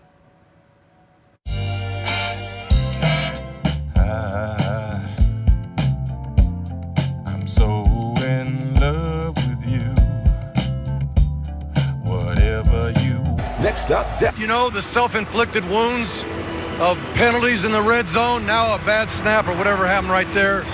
You know, it's not good. We scored every time we have driven the ball, but probably should be putting 7s on the board and not field goal attempts. But defense overall, you know, it takes a minute to see what the other team's doing. They're a very veteran team, bunch of seniors, redshirt juniors. They're an excellent ball club, and they're executing well. And thoughts on your quarterback so far? Not bad. For the most part, he's done a very nice job. All right, thanks, Coach. Rebecca, thank you very much. I'd say 11 of 17, 132, and a couple of scores, James, for Malik Rozier, and there are the team totals for either school.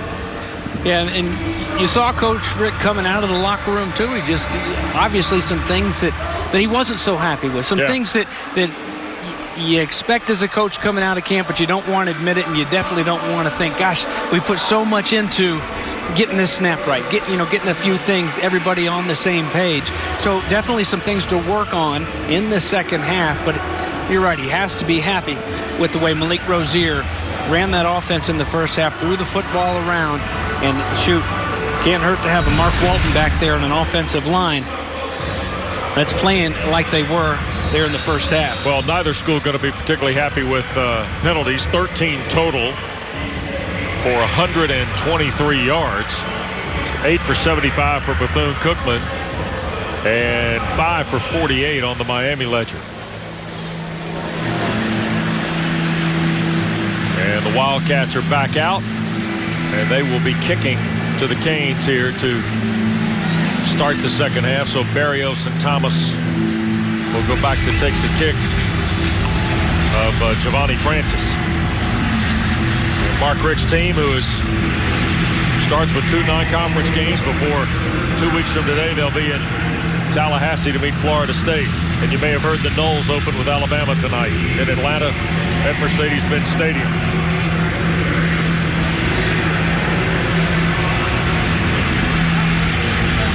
It is a big weekend for the ACC, coming off maybe its best year ever as a football conference. Not just Clemson winning the national title, that's happened before, an ACC school winning the crown, but the overall power of the league in 2016, can it maintain its spot in the road as 2017 unfolds? Second half we go, and this will be Thomas at the 12. Can really fly. Tried to get to the edge, and a nice play in space by Joseph Johnson. Well, we talked about Rozier in the first half, and he was steady in his second start.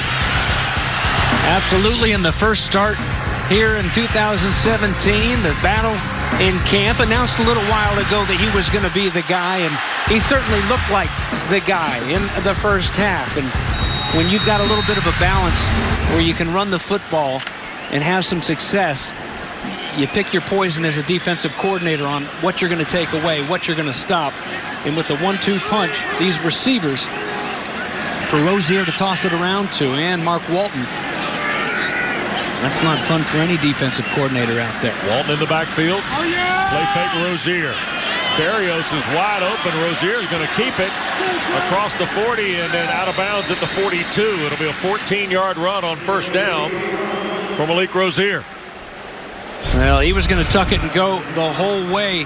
That's the way they started that first half. They wanted to get him lathered up and use those legs. Look at Berrios blocking down the field. I've been impressed with Braxton Berrios. You mentioned a little bit quiet last year, and he can play any of those wide receiver spots. He's a good return guy, too. He's an important piece of this Miami puzzle. And on the touchdown to Walton earlier, he was blocking his tail off. Here goes Walton. First carry of the second half. He had 124 on a dozen takes in the opening frame. Dyshawn Ray, big 300-pounder, redshirt senior, moved out of there to make the play on Walton. That big orange wall in front of Mark Walton. The way they get up and move. It's any offensive lineman from the move like that, but especially these huge guys. Rozier looking for Cager. Wide open. Downfield inside the 25 to Lawrence Cager. Big redshirt sophomore who missed all last year with an injury has had a very nice debut here in 2017. That's 33 yards. Well, there's the back end of it, but miscommunication there defensively to let a guy like Cager just run free down the sidelines. Good job by Malik Rozier to find the easy one, pitch it out to him, and now they're knocking on the door one more time. Rozier looking middle of the field, and boy, it looked like that time Langham got tripped up as he was trying to turn it toward the post, James. How about some of these weapons for Mark Richt? We've seen Harley early on. We haven't seen him in a while. Look at the big body on Langham, who's had some nice catches, a touchdown catch, had the big 46-yarder earlier where he looked it in while he had the hand going in front of his face. Braxton Berrios is doing a great job. DJ Dallas, haven't seen him yet. And we haven't even mentioned Amon Richards, the freshman phenom from last year. Richards tweaked a hamstring a couple of weeks ago. Did not go through the third scrimmage. And they are making sure he's all the way. Those hamstrings can be funky little injuries, James. You get into the fall, can drag on if you're not careful. They want to make absolutely sure with the sophomore Amon Richards. There he is. Turning the corner is Herndon, the tight end. Well, add Chris Herndon the fourth to the guys who have played tight end at the U that have some athleticism. That's a 9-yard play. First time we've seen Herndon catch it. But you talk about Amon Richards now, 6'1" sophomore from Wellington, is a game changer for Miami, given what else we've seen here today. Anytime you're in the same league numbers-wise as Michael Irvin, let alone break his records as a freshman. There's a dump down, and this again is, well, speaking of, here is Michael Irvin, the second sophomore from St. Thomas Aquinas. 6 games, no catches last year. There's his first career reception. Well, Rebecca, I hope Dad had his cell phone out there. He said he had his phone out taking pictures earlier. I hope he did too. Yes. Left side, Walton. Touchdown number 2 for Mark Walton. 2.5 minutes into quarter 3. Miami's added another marker.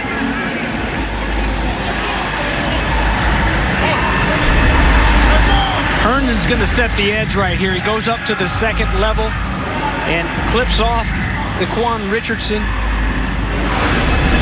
And there's a guy in number 1, West, that doesn't need a whole lot of help to get to that corner. There's his offensive coordinator, Thomas Brown, former Georgia Bulldog, coach and player. Yep. 6-yard run, 7 plays, 72 yards, 2.5 minutes. Badgley's point after is perfect. And Miami now out in front 31-6 here in the third quarter. And well, Amon Richards, you mentioned the numbers a year ago, James. And his absence today not affecting Miami, but you start looking at what he did a year ago. There's a big play on the Knolls for the rookie.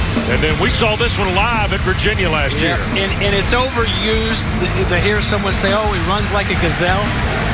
But it fits. If it fits, you can use it, I think. Amon Richards there. When he gets going in the open field, what a beautiful runner to see him take off. And there you see his numbers, 934, led all freshmen in the country last year.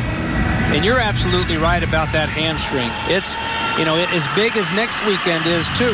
It gets tougher to go up to Arkansas State. If he's not 100%, it'd be tough to play him, because if you get to where it's just past the point where it's nagging you a little bit too much, it's going to be something that bothers him all season long, and he's too big of a weapon as they get into it. Florida State coming up. Here's Badgley cutting a third of the field off on this kick from Mitchell. What a great placement by the veteran place kicker Badgley. And so it'll be a touchback, and the ball will be spotted at the 25. Look at that mullet, Wes. Look at that mullet. Badgley's got a mullet. Badgley. Look at that. Bidding for early Batesy Award checklist. Whoa. Is that what you're talking about there? Yeah. Is he already on the preseason Batesy list? He might get the trophy. No, wait, we're early for that. Yeah. He got a dap from his coach and a rub of the mullet. That's got to be good luck. But you like the cut, don't you? Huh? Yeah. Well, Miami's defense back out there, and the Canes. And Mark Rick, I thought, very interesting in his chat with Rebecca about, hey, look, you know, you're not sure what you're going to do defensively, so you get out there and you got to make the adjustments and give the Canes credit. Here's Larry Brim on first down, getting it into the hands of Kevon Mitchell.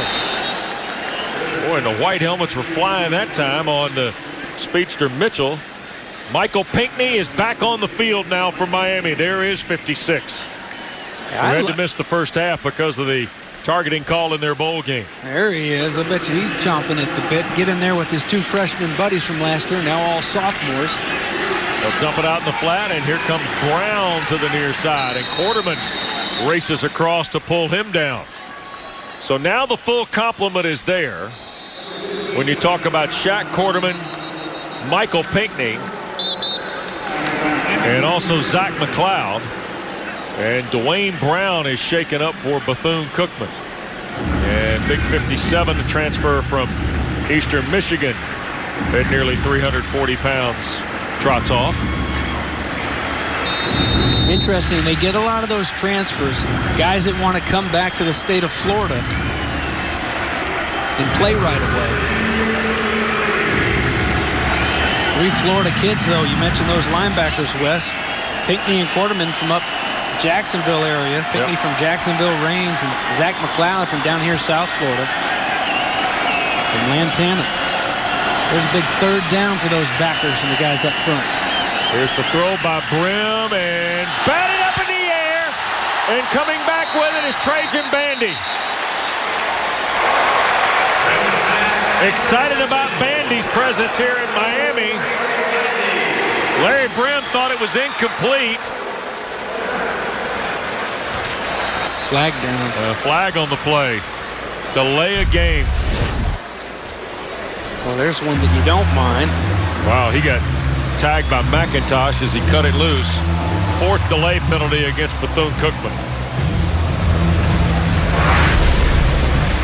Boy, Trajan Bandy has a nose for it too, like Dee Delaney, doesn't he?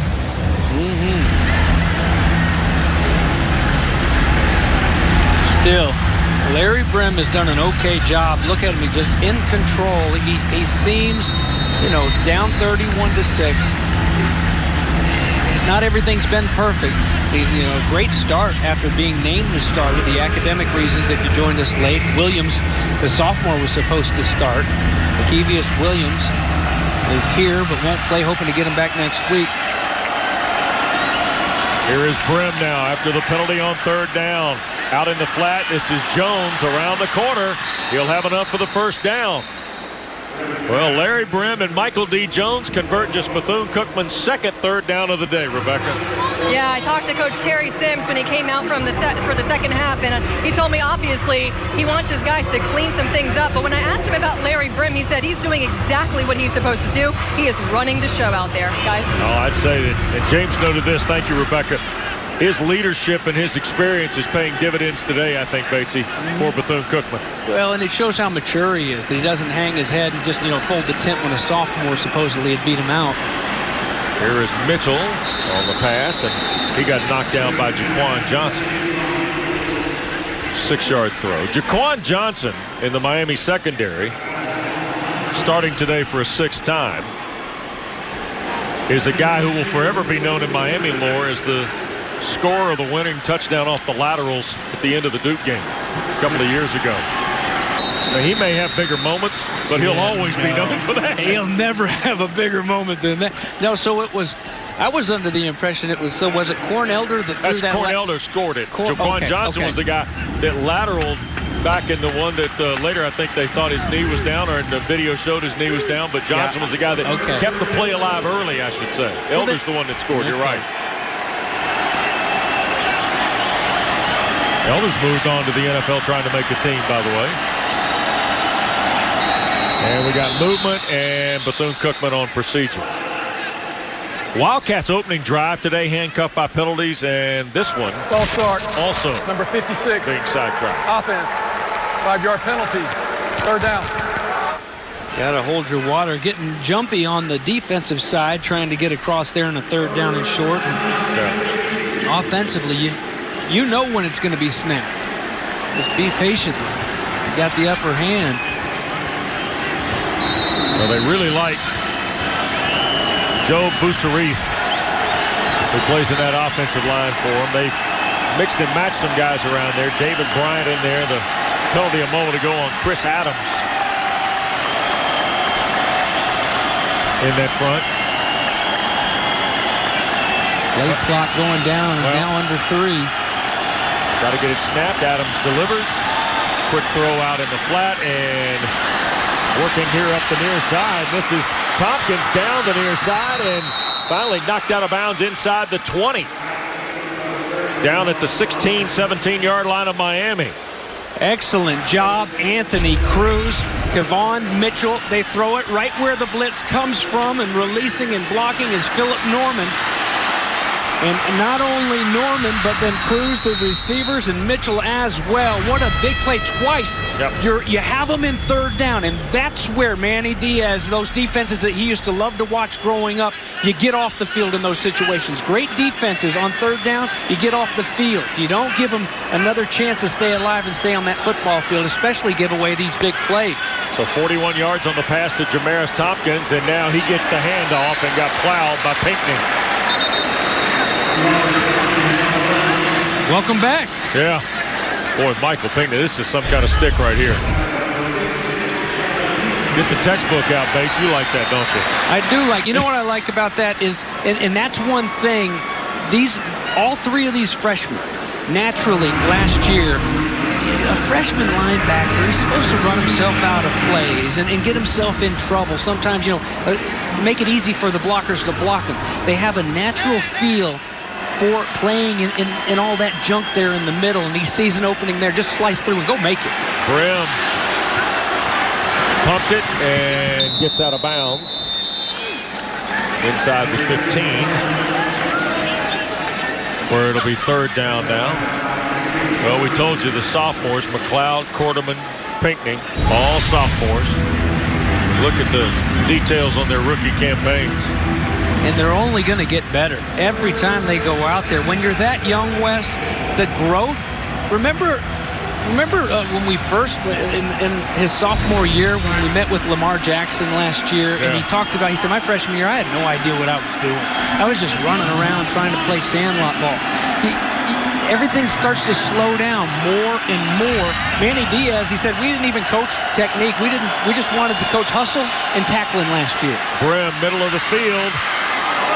And a big lick at the goal line. Put on Donald Johnson, the 4th. Hey, Don Johnson is supposed to run things here in Miami. You can't treat Don Johnson like that in Miami. Robert Knowles, the hit. Knowles dropped him, didn't he? That was Brim going to try and sneak it. And I'm not sure Larry Brim got in. Canes say they got the football. Now Miami says they have the football.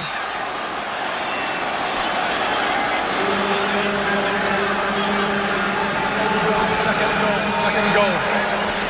So ruled down. And just outside the east goal here. Good job by those guys with the white hats at taking the punch to that offensive line to stuff it. Jones back in the ball game. Snap to Brim. Hand to Jones. Bethune-Cookman thinks he got in. He did. Michael D. Jones. First touchdown of the day for the Wildcats. He had 7 rushing scores 2 years ago, James. Missed all of last year, but has the Wildcats' first score this year.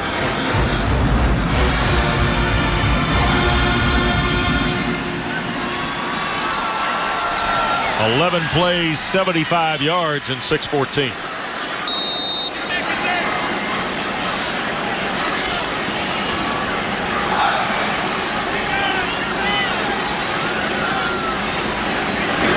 Hernandez. Point after is good. And Michael D. Jones punches one in for the Wildcats for the first time today. 31-13 in Miami. Aim clean. The Damari Gallery of Champions on the University of Miami campus. And of course, you know Miami's won national titles, 5 of them. Last one in 2001. Bethune-Cookman on the board with their first touchdown of the day. Mike Jones from a yard out. And now Hernandez set to kick it away. Berrios and Thomas are deep. On this opening weekend of play in college football. Week 1. Last weekend I heard called week 0, James, just so you know. All right. That'll work. End over end kick, and this will be Thomas off the 2. Wow. Daquan Richardson. Hello. We need a break after that. So does Thomas. Big lick by the guy they call Deuce Deuce. We'll return to Miami Gardens in a moment. Meet the all-new. Part of James, when you get your beverage, you use the food tray to fan off with it. We find our DQ fan cam all over Hard Rock Stadium. If you were eating something from Dairy Queen right now, what would you order? It's not a great Dairy Queen day, but it'd be tough. It wouldn't last long, that ice cream. There's Berrios. Yep, second catch of the day for Braxton Berrios. Good to see him get him the rock. He's been blocking all day long, helping out those big touchdowns. Wearing the Captain C on his jersey as the senior from Raleigh. What would you order, Wes? What? Dairy Queen. Out there if you were sitting in that sun. Oh, it'd be like one of those blizzard deals. You know that. High formation and 3 receivers here on first down. Play fake by Rozier. Going to be in trouble. Can he get away? He squeezes out of there and picks up about 4, maybe 5. Crafty little play for Malik Rozier. I've seen some great things from him. Here's just one more thing to add. Look at him getting himself out of trouble. What looks like it's a guarantee 3-yard loss. Instead, protect the football and get what you can. Well, what he can is, it's not just back to the line of scrimmage. He gains 5 yards on the play falling forward. There's a give to Walton. First down and more. Mark Walton out to the 48-yard line. Well, you said it earlier, James, in our first half. He can drop the boom on you, or he can leave you skating, too. As a lead blocker here, too. Makes the guy miss, and there you see the shake in the open field. And that's where, watch him with this little wiggle. How many times in the first half does he run right into that guy? And you see Miller on his heels a little bit because he knows that load's coming. And then he gives him a wiggle and gets on past him. Flip it out in the flat. Caught by Thomas, the freshman from East St. Louis, Illinois, and he's brought down behind the line. Fine play in space by DeJuan Jackson. Excellent job by Jackson there, and that's the way you make sure there's no wiggle involved. You turn and you go, heat it up before they can get their shoulders square. Those fast guys out in space give you nightmares. One of the hardest things to do in all sports is to make that open field tackle. Rozier, a little pump and go. Looking downfield, and Langham, the intended receiver.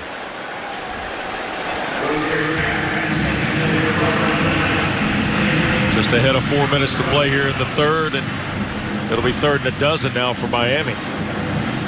Quickly into 3rd and long of the Canes. They are 4 for 5 today on 3rd down. Defensively, know where those sticks are. They're trying to get up there to the 41-yard line. Know where they're trying to run those routes. Rozier tried to rip it across the middle of the field. Intended for Michael Irvin, and it got broken up by Marquise Hendricks.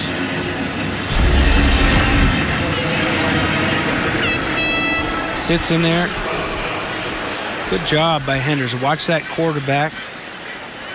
Here's running off, leave his zone. Here's the freshman Zach Fiegels, whose dad was a long time NFL punter, but also played here at Miami. Young freshman from Glen Rock, New Jersey, is the number 7 punter nationally a year ago in high school.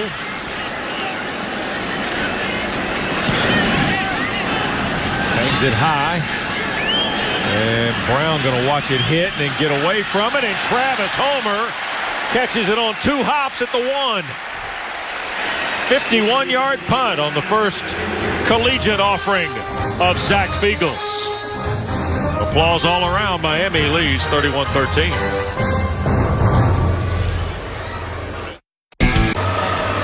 Miami in front, 31-13, and our Toyota Let's Go place this segment. How about beautiful Hard Rock Stadium, James? Oh, it's changed a lot since we were here last.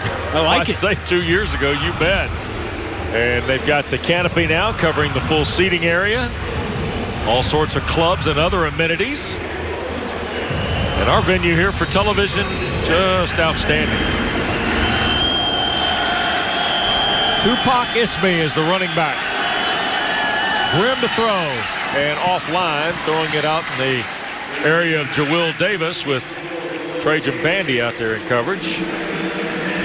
And here's some of the notes on this full renovation. The club level and 147 brand new suites. And then party terraces, and the parking lot's been overhauled as well. Beautiful venue, not only the home of the Canes, the home of the Miami Dolphins. And of course, this is the site of the Orange Bowl, and it's also in the CFP rotation. Second down. And did we get movement there? Hard to tell. False start. Number 58. Montel Jordan, James. Second down. Apparently this is not how we do it. Transfer from Akron. I know. It's just right there. You cannot let that go by, can you? I know. You know how hard it's been for me not to say I ain't mad at you whenever Tupac's in the game? Oh, my heavens.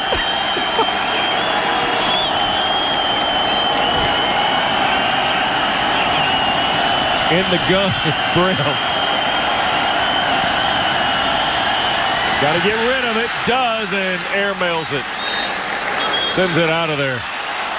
And now a flag is going to be thrown, I believe, on McLeod for a late hit. Personal foul. Roughing the passer. Number 53. Defense. 15 yards. Automatic. First down. Terry Sims not happy, even though the penalty's going to give his club a fresh set of downs. Well, that's what happened there. Well, see, off the top of the show, I talked about those great defenses of the past for the Canes, the 9 seasons, the span where they gave up 11.7 points per game, a touchdown or less in 43% of those games from 86 to 94. But the offenses have changed quite a bit, and football has changed quite a bit. There's no way that's a flag back then, but it's roughing. Fortunately, it wasn't any sort of targeting where you lose another linebacker for a while. Here's Brim, a little RPO again, dumps it out in the flat. This time Mitchell trying to find his way around the edge and gets it to the 25. A yard shy of the first down.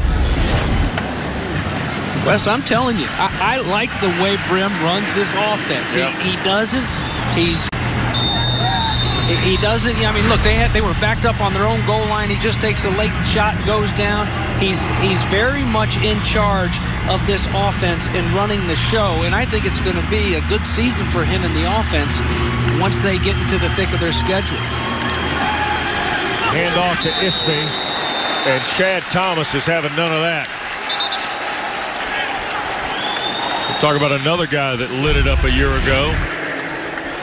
He is primed for a huge year for Miami. And how many times do you see guys like a bull in a butcher shop just going back there, just running and out of control? You see him break down.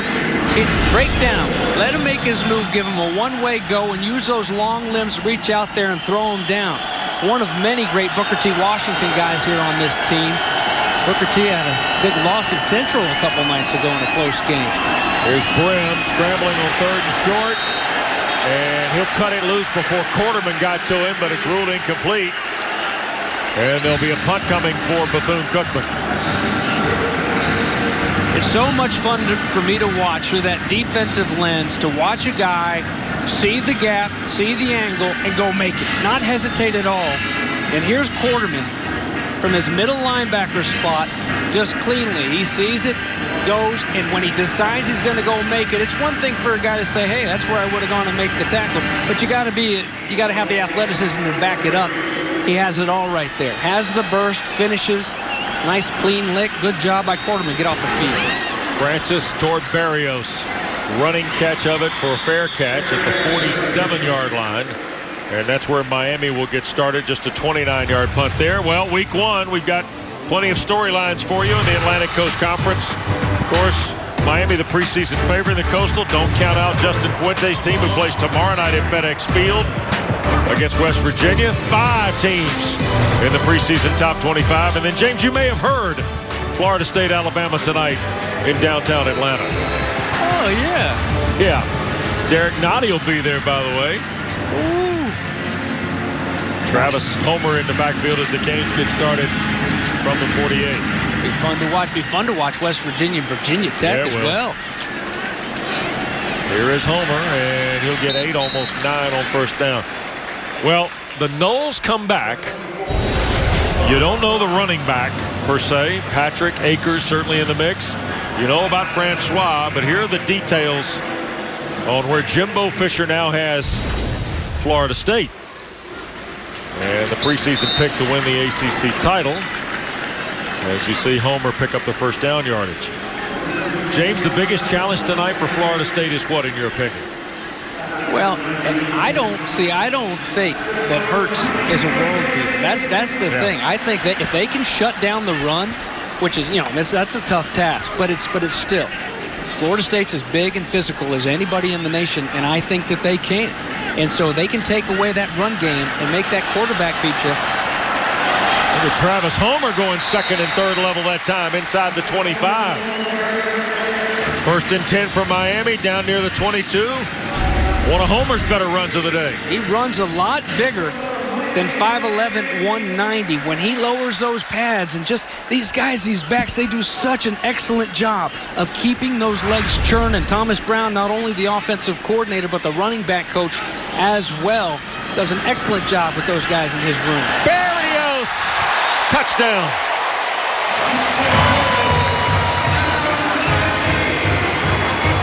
Rozier throws for his third score of the day with 1:08 to play in the third.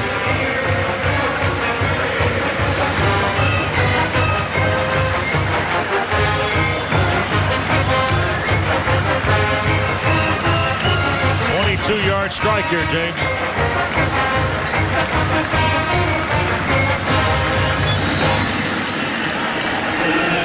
Such nice balance throughout the day.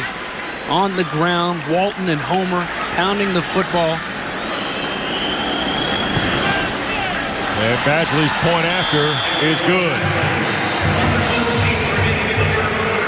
We go right back to the air. Here's Berrios. He can play any of those spots out there at the wide receiver position.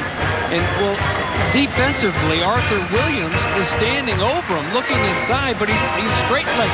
With these Miami receivers, you better be out there and be on the balls of your feet and have your knees bent, because you're not going to have much of a chance even when you are in an athletic position. But to stand there, legs locked on your heels, and just let a Miami receiver come running right at you, it's over before it even starts. And that was way too easy for the Canes. But Berrios and Rozier will take it. Good protection up front.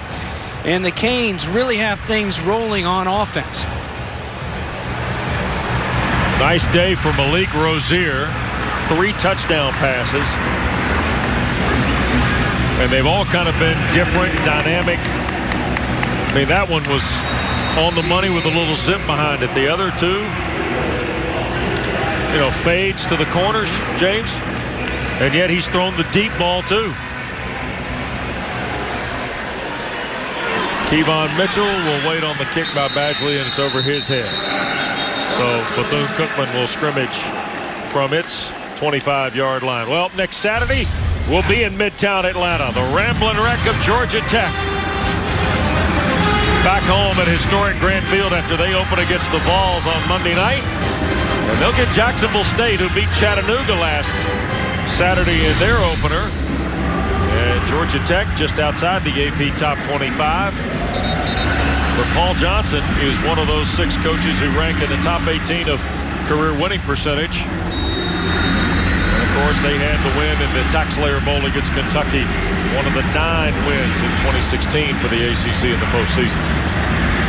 Well, you're right there in Atlanta. What's the buzz, no pun intended, that Tennessee Vol and Georgia Tech Yellow Jacket matchup? Well, it's interesting because injuries and dismissals and that type thing. Kirkland, the linebacker, Tennessee, not going to play. Dedrick Mills dismissed from the Georgia Tech team. Jackets are going to be without Andrew Marshall as well in the offensive line, James. And another delay a game on Bethune-Cookman starts the possession here. So Monday night will be just as interesting in many respects at Mercedes-Benz Stadium as Saturday night will be with Alabama, Florida State. By the way, Terry Sims has got the former Bethune-Cookman Wildcat Alan Suber as his new offensive coordinator. And Coach Suber told us in our conference visit with him the other day, James, first time he's called plays. And they're signaling in stuff. He's up here next to us, and that's 5 delay of game penalties against Bethune-Cookman today. Absolutely. That's a great point. Here's Brim rolling and throwing and intercepted. Nope, ruled incomplete before it could be picked by Romeo Finley. Finley's almost had 2, I think. Oh, they've had about 3 or 4 almost on the defensive side. Good call. It does hit the ground, but what an effort by Finley. Tried to sell it. And there is Alan Suber, who came over from Alabama State, where he was with Coach Brian Jenkins. And he's calling plays for the first time. He was a wide receivers coach. Great player at Bethune-Cookman in his playing days. Spent a year with the Tampa Bay Buccaneers. And here is a dump down to Jones. And breaks the plane of the 25 to the 26. Rebecca. Guys, you talk about Alan Suber. Boy, what a competitor. One of the team bonding events these guys took part in during camp was bowling, and Alan Suber was actually the high roller. He bowled a 238. When I asked him which player was tops, he reminded me, nobody remembers the losers. Apparently a phrase he uses often at practice. He was lightning quick to give you that response, too, wasn't he? Absolutely. He said it a few times. Yep, 238 for Coach Suber. Well, but you're right, Wesley. You need to be quicker relaying everything down to the field as they move on. Here is Brim escaping the pocket and scrambling for the first down out to the 41-yard line. 14-yard run for Larry Brim Jr. And that will be the final play of the 3rd period here at Hard Rock Stadium. Malik Rozier has thrown for 3 scores. Mark Walton has run for 2 more. And number 18 leads by 25 after 3 periods of play. We're back after this. The quarter stats as we get rolling here in Miami Gardens, Florida. The Canes are in front, James, but that long scoring drive that got the Mike Jones touchdown covered 75 yards, and pretty respectable for Alan Suber and the Wildcat offense of Terry Sims. Yeah, absolutely. It was where they opened up that first half. They came out and hit it there on that last drive in the 3rd quarter. Brim opens the 4th, firing to Jawill Davis across the way. Hey, what, Davis, an 11-yard catch that time, and adds to his tally. That's his 5th catch of the day. Michael Jones has 5. Kevon Mitchell 4 of Larry Brim's 21 of 31 here today for almost 200 yards. A little bit faster over the ball now, and will counter back, and this is Tompkins. Wow, nice play in the open field, and that was D. Delaney crashing down from the corner. Well, not all corners like to come up and mix it up like that, put their hat in it, but that's one thing that Mark Richt said about the new guy, the graduate transfer from the Citadel. Said, hey, the locker room, all they want to know is will you work hard and are you tough? Ability, Yeah, you can throw that out the window. They just want to know what kind of guy are you before they'll let you lead them or follow you at anything near that. And there's a nice first down on third down and short to knife through and to keep those chains moving. Jamaris Tompkins picks up the conversion. So 1st and 10 for Bethune-Cookman. Rebecca, more on D. Delaney, huh? Yeah, when we were talking to offensive coordinator Manny Diaz, he compared D. Delaney to Miami Marlins slugger Giancarlo Stanton in his home run record, saying he is picking off a pass or forcing a fumble in every game this fall that we've had. It became expected, normal. He said the other guys on the defense were seeing him, and it became contagious. So look out. Yep. Well, he comes in with 13 career interceptions in his 3 years at the Citadel. And we were talking this morning in our production meeting, and I fully expected Delaney to come up with something here today, just based on the ratio of practices to picks and turnovers, James. Yeah, you know, there was a little bit of a stretch, though. I would go so far as to say, guys, it's one thing they're going to need to work on, because there was a little bit of a stretch where even Bethune-Cookman started going after him. They saw a little bit of a weakness, but not anything that can't be corrected. I mean, he held his own, was an All-American at the last level at the Citadel. But this is a whole new ball game here at Miami, especially in a couple weeks when you get those big hosses up in Tallahassee going against you. Out in the flat, Tompkins can't hang on. Well, Larry Brim Jr. has had a nice day, but he's also taken some hits. That was Demetrius Jackson who sacked him early. Yeah, Demetrius has to be careful. He went up high there, gave him a little pop. No flag thrown there, but you get the wrong official back there that's quick on that trigger finger, and that'll cost you. You got to be careful, and you got to be able to pull up. Yeah, it's fun to give him a little bit of a pop. Those are quarterbacks on the other side. I get it. But you also have to be smart. 3rd and 10 here for the Wildcats. Brim flips it in the middle, and here is Jones picking up another first down. That's well done to Mike Jones, who's had not only a nice day running the ball, but a nice day in the receiving game. That's 19 yards and a first down. Boy, open up the floodgates, and earlier Bethune-Cookman defensively did a great job on the screen pass and snuffing it out, just realizing it's just too easy. Nobody there for Mike Jones, and a nice pickup to keep it moving. Brim loads, throws for Mitchell, intercepted. Malik Young in the end zone.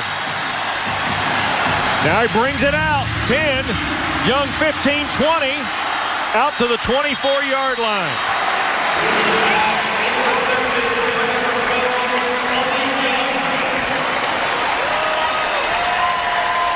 Larry Brim Jr.'s first big mistake of the day. Well, they lost some guys in the secondary, West. The only quarterback that had played some for the Canes is Malik Young. How about the hands to go pluck it? And, of course, he tries to take it all the way to the other end. It's car buying season. North Myrtle Beach. Toyota. Visit your local Toyota dealer today. Toyota, let's go places. And by Principal. Investments, retirement, insurance. Well, apparently some folks had a better summer than others. You see the empty chairs on the beach. That's a nice way to spend your summer months leading up to another year of football. And we're close to the beach, relatively speaking, here in South Florida.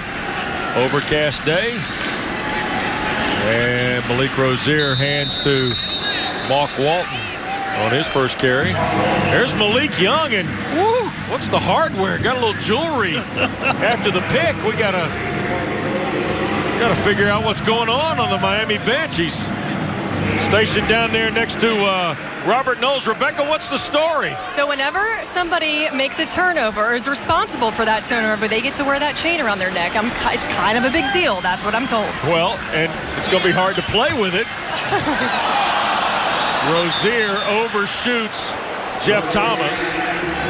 Wow. James? Rebecca. Who put it on his neck? Who? Oh, look at that. Oh. So you only get it for a little while. You only get it for the, look, and then it goes back into some sort of Hope Diamond box, I'm sure. It's heavy. Oh, no, we got to put it right there in the special container. I got a gold name plate that says, I wish you would. James Todd Smith. Hey. Wow. I wish we would have had that. Rebecca, extra points for your first game with us if you can find a way to get your hands on that and show it to James. I will do my best. I'd like to wear that thing for a while. It looks pretty special. I'll buy you a coffee next week if you get a selfie with that on. All right, Rebecca. game on. All right. Deontay Mullins, the intended receiver. Now look at this, James. Here we go. Look. Look, come here. Take the helmet off. Nice. Oh, yeah. Hey. Well, the late Burt Parks didn't hand out crowns that good. Oh, my. Miami turned away just second punt of the day for Fiegels. Canes go 3 and out after the interception return by Young. And here is the fair catch call for by Brown. Well, under 12 to go in the fourth. 47-yard punt by Fiegels. We have cashed out. Let's see what Gary Patterson has. I think a hold here.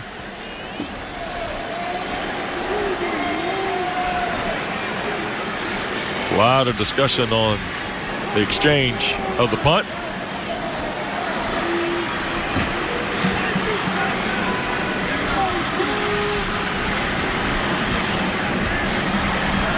And here is referee Patterson.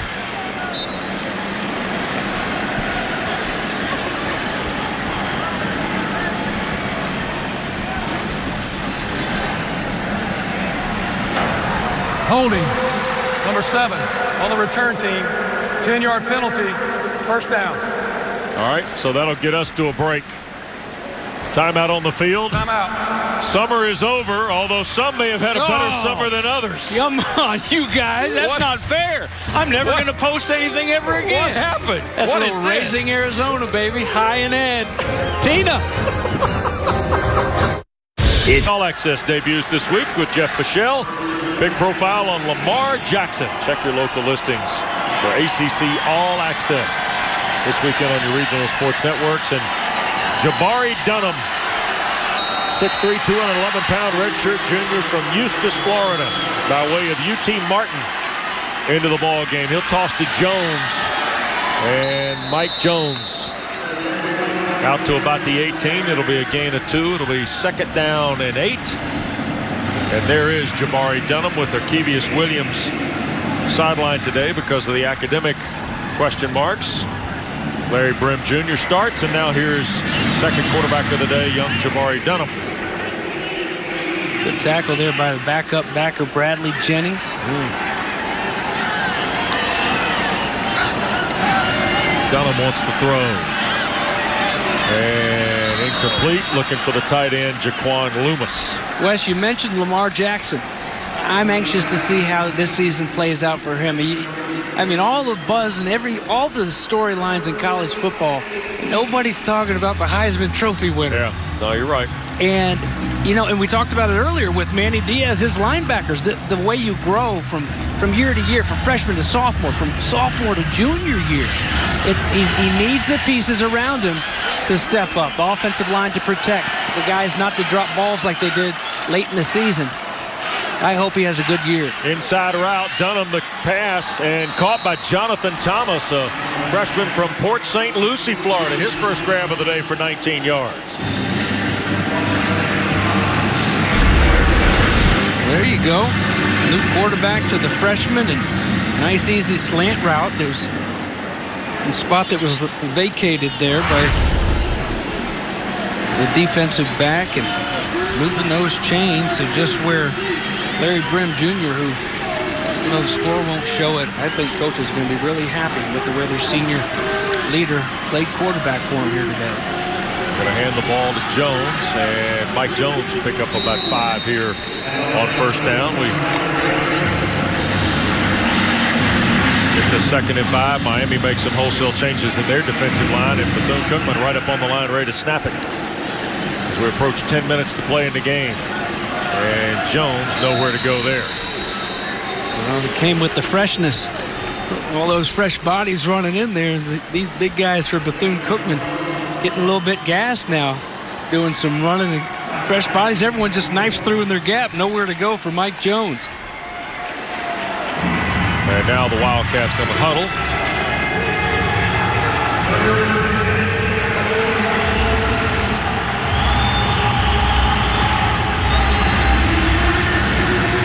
think, though, Wes? Lamar Jackson. Look at these two familiar ACC guys. On the right is Will Glover, former wide receiver at Georgia Tech, and on the left, former Duke head coach Carl Franks. And now we'll get a timeout taken. Both those guys working for Terry Sims, and James told you Carl Franks was with him and Coach Spurrier in Florida, but he was also the head coach of the Blue Devils. That's right. He was running back coach for a while at Florida and a linebacker coach for 1 year, recruiting coordinator all the time, and actually just saw Coach Franks a couple weeks ago in Daytona. Yeah. Coach Spurrier led the charge, and they had a big reunion. The Gators from 90 to 2001 all gathered there in Daytona. And most coaches and players, for that matter, that are still involved in ball in some way. Yeah. They couldn't come, but he just had to drive down the street. So it was great to see Coach Franks. So Coach Franks is on the staff, and of course, Georgia Tech fans will remember Will Glover, one of the great receivers for Joe Hamilton as a Heisman runner-up in 1999, and then George Godsey took over after Hamilton, and Glover went to higher numbers as a receiver, and now he coaches wide receivers, and his receiving assistant coach is the former Georgia Tech and All-ACC defensive back Kenny Scott, who is a Daytona native. So good to see some ACC ties on this Bethune-Cookman staff. Out of the timeout, here's Dunham. Out in the flat to Jones. Quarterman still on the field, and Mike Jones laid the wood on Delaney as he worked up the far side toward a first down. Boy, I've been impressed with Mike Jones today and his toughness, especially after missing all of last year with an injury. These guys, this offense, when they get into the thick of their schedule, their conference, that, more at their level. Let's, call it what it is, really. When you talk about depth and everything, at times they flashed where they can definitely hang, but the depth takes over. The athleticism, just top to bottom, takes over. This is going to be a tough out. The combination of Mike Jones and Larry Brim, I like it. Francis will punt it away on fourth down and out of bounds. So it will go back to Miami. 8:41 to play. Hurricanes lead by 25 when we continue.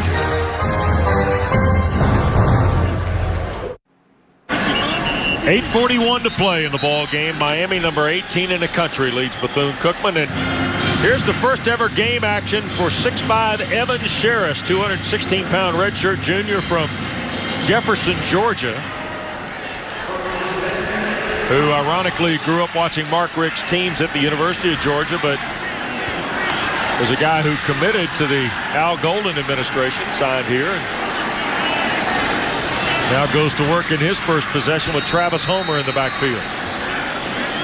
Looks like we're getting some of the second line offensive line guys in there as well for the Canes. We'll keep an eye on that. And Homer on first down tries to work around the corner. Jair Jones was the offensive lineman trying to help him get the edge, and picked up about 5 on first down. Nice day for Malik Rozier out of Mobile, Alabama, James. Oh, very impressed with the junior quarterback and just his second start, and really his first where he's truly running the show, and this is his game. I think his coaching staff has to be really happy as well. Not only the way he threw the football and threw it so many different ways, but the way he tucked it and ran, read that zone option, zone read a couple times, made up his mind, tucked it, and went. That'll give you some troubles defensively. 3 touchdowns, 217 yards of passing. Look at Travis Homer. Cross midfield, 1st and 10. Here's a look at Malik Rozier's afternoon. There's the long ball. Miami fans singing Malik Navidad. They got to be happy, huh? There's nice slant using the big body of Langham down near in the end zone. The fade pass. Barrios, who blocked all day long, did such a good job blocking down the field. You get the blocks, you get the rock. Sheriff's going to look to throw for the first time. Does. Shoots it across the DJ Dallas, who James spoke of earlier, a freshman from Glenn Academy in Brunswick, Georgia, with his first career reception on a 16-yard throw. Boy, nice-looking pass. Yeah. On the run. You see how he's in there barking at him, too? that's the one thing, the first thing that Mark Richt said. So what do you really like about Sheriff? Like, he's in command of that huddle. They respond to him. They like him when he steps into that huddle and he takes charge. And another give. This is Homer. Nice spin in traffic. And Travis Homer, a first down. On about 14 yards there. As we go under 7 minutes to play now in this ball game. Barrett the stop for Bethune-Cookman. Good job opening up. We mentioned the second wave. Offensive linemen, some of them in there. These big guys, I've been impressed with the way when they'll pull those offensive linemen, the way they can get up and run. Here's Travis Homer. Now working on a day, that's his 10th carry. And Homer now 103 yards, and a flag goes down toward the goal line as Mark Richt looks on, now 57 years of age. Dead ball, personal foul, number 84. Offense, 15-yard penalty. The down counts, it will be second down. Deontay Mullins, the sophomore wide receiver, tagged there. Well, James, there's no question. We touched on it at the top. An alum, Mark Richt, is a guy who has come back to this program. He had a lot of pride in it, even when he was at Florida State, and certainly in his tenure at the University of Georgia that lasted 15 years. But he has combined the old and the new in a very, very nice fit for Hurricane fans and this program. Sheriff's hit as he throws, and over the head of Harley, incomplete. You know what else was interesting in visiting with Mark Richt? He said for the first time as a head coach, he's got him practicing in the morning. Yeah. And he said, you know what? I may never change. He said, you get in there early and then you can shut it down about 6 o'clock. Goes every now and then I can actually have dinner with my wife during the season. We go over to Coconut Grove. It's like I'm on a vacation. He's put in the hard work, and hard work pays off. And gosh, they're happy to have him back here down in the bottom, as they call it.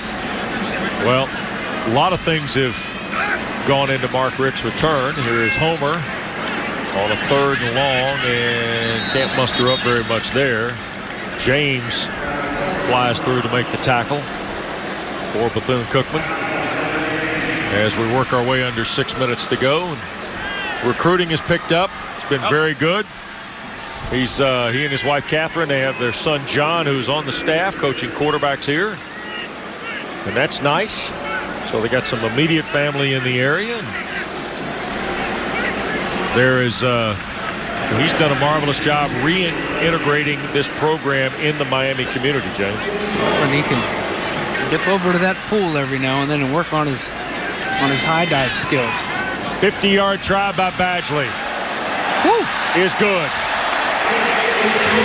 Michael Badgley's 50-yard field goal makes it 41-13. And James, what are you talking about? Diving? Yes, sir. Does it every year for his team. Did it at Georgia. He's doing it, of course, down here in Miami. Look at that. 10. He gets a 10. Hurry, it's the final days of... Our entire football complex is going to be renovated. Football coaches' offices, meeting rooms. Everybody that touches our program, our director of football ops, our life coaches. So that entire football complex is going to be redone, brand new, along with the indoor facility. It's going to be awesome. Well, Mark Richt's done an unbelievable job on a lot of fronts. But he was proud to talk about that facility yesterday, too, James. I was asked on a radio show a couple days ago, just, you know, the ACC, where it's at, how it's gotten here. And, you know, I think it all starts with gentlemen like Mark Richt who want to come to Miami. But with that, I think it goes hand in hand with all these great head coaches. If you're going to go and you're going to pay a head coach that much, you're also going to listen to that head coach when he says, we've got to have these facilities better. We've got to be able to compete with the rest of the country, and everybody's doing that now in this league. Rebecca, you gotta kind of got to see how the landscape's going to work on this, right? Yeah, it's going to be top notch, you guys. But obviously the initial issues with it were funding and then space here in Miami. Rick said he woke up in the middle of the night and it came to him, combine the indoor facility and the football offices. So that's what they're doing, 2 indoor practice fields. And to save space, those football offices are going to be suspended from the ceiling of the building, according to Coach Rick. It'll be called the Carroll Sofer Football Indoor Practice Facility. That family donated a lot of money, but you talk about Mark Rick. He also gave $1 million towards this project. So it's expected to be ready by next fall. They hope it helps with recruiting and, of course, weather situations. You know they deal with thunderstorms and lightning out here when they're practicing in Miami. This will help, I guess, not let it be so disruptive for them. Well, what did he tell us yesterday, guys? That, they would have had 20 practice. Had they gone in the conventional afternoon practice time that most teams do, it would have been, 20 practices, James, would have been interrupted, right? And Rebecca, he was pretty candid to say that, look, morning practices may fit us, but this facility will also make us more efficient with our program on so many fronts. You're right. He put his money where his mouth is when they, pledged $1 million to the project as well. It's already such a nice little oasis right there, and just a beautiful campus. He said a lot of people on the outside probably say just that, guys. Like, well, why do you need an indoor facility down in Miami? You've gotten away with it for so long, and when you get that extra work and those lightning delays, there's nothing you can do. You can't just let me get 15 more minutes of practice in. You got to shut it down and get off the field immediately. Best run of the day for Tupac Ismie. 7 yards and helps convert a first down as we work our way toward 4 minutes to play. Well, Clemson a winner today already. They handle Kent State. Other ACC games in action. Carolina and California are working their way toward the wire, and the Golden Bears, Justin Wilcox making his coaching debut today for that Cal program, James, against the rebuilt Carolina football team.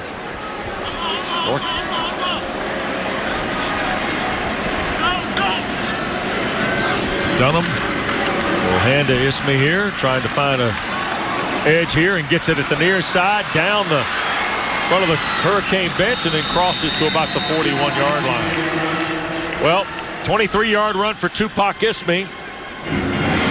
And this Miami schedule, James, we talked about Jonesboro, Arkansas next week to meet Blake Anderson and the Red Wolves. And then the 16th at Florida State will be the first big one. And you've already underlined that November 4 against Virginia Tech, huh? Yeah, I jumped ahead. I'm looking forward to that one, too. Florida State, of course, in 2 weeks. And then November 4th, they've got a big one with Virginia Tech. Virginia Tech, by the way, now had 8 sacks.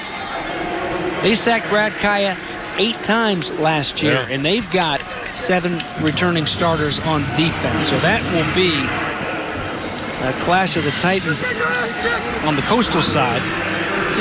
As a whole, when you look at this schedule and some of those tough opponents, you've got Notre Dame on the schedule, of course, again. Right. But Miami last year had so many close games. In their 4 losses last year, it was a combined total of 32 points. So 8 points a game. In the FSU game, a close one. Notre Dame was 30-27. Ooh!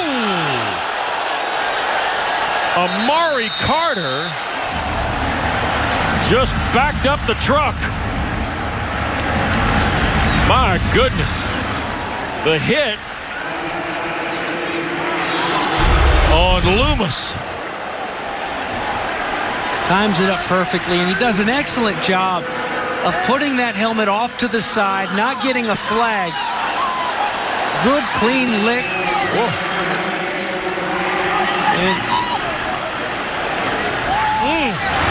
King Hard Rock at the Hard Rock today, Amari Carter. Wow. And that's a big man. Look how big Loomis is. And look at Zach McLeod.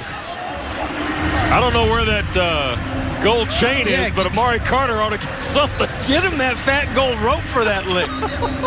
Man. Oh, man. Wow. What a collision.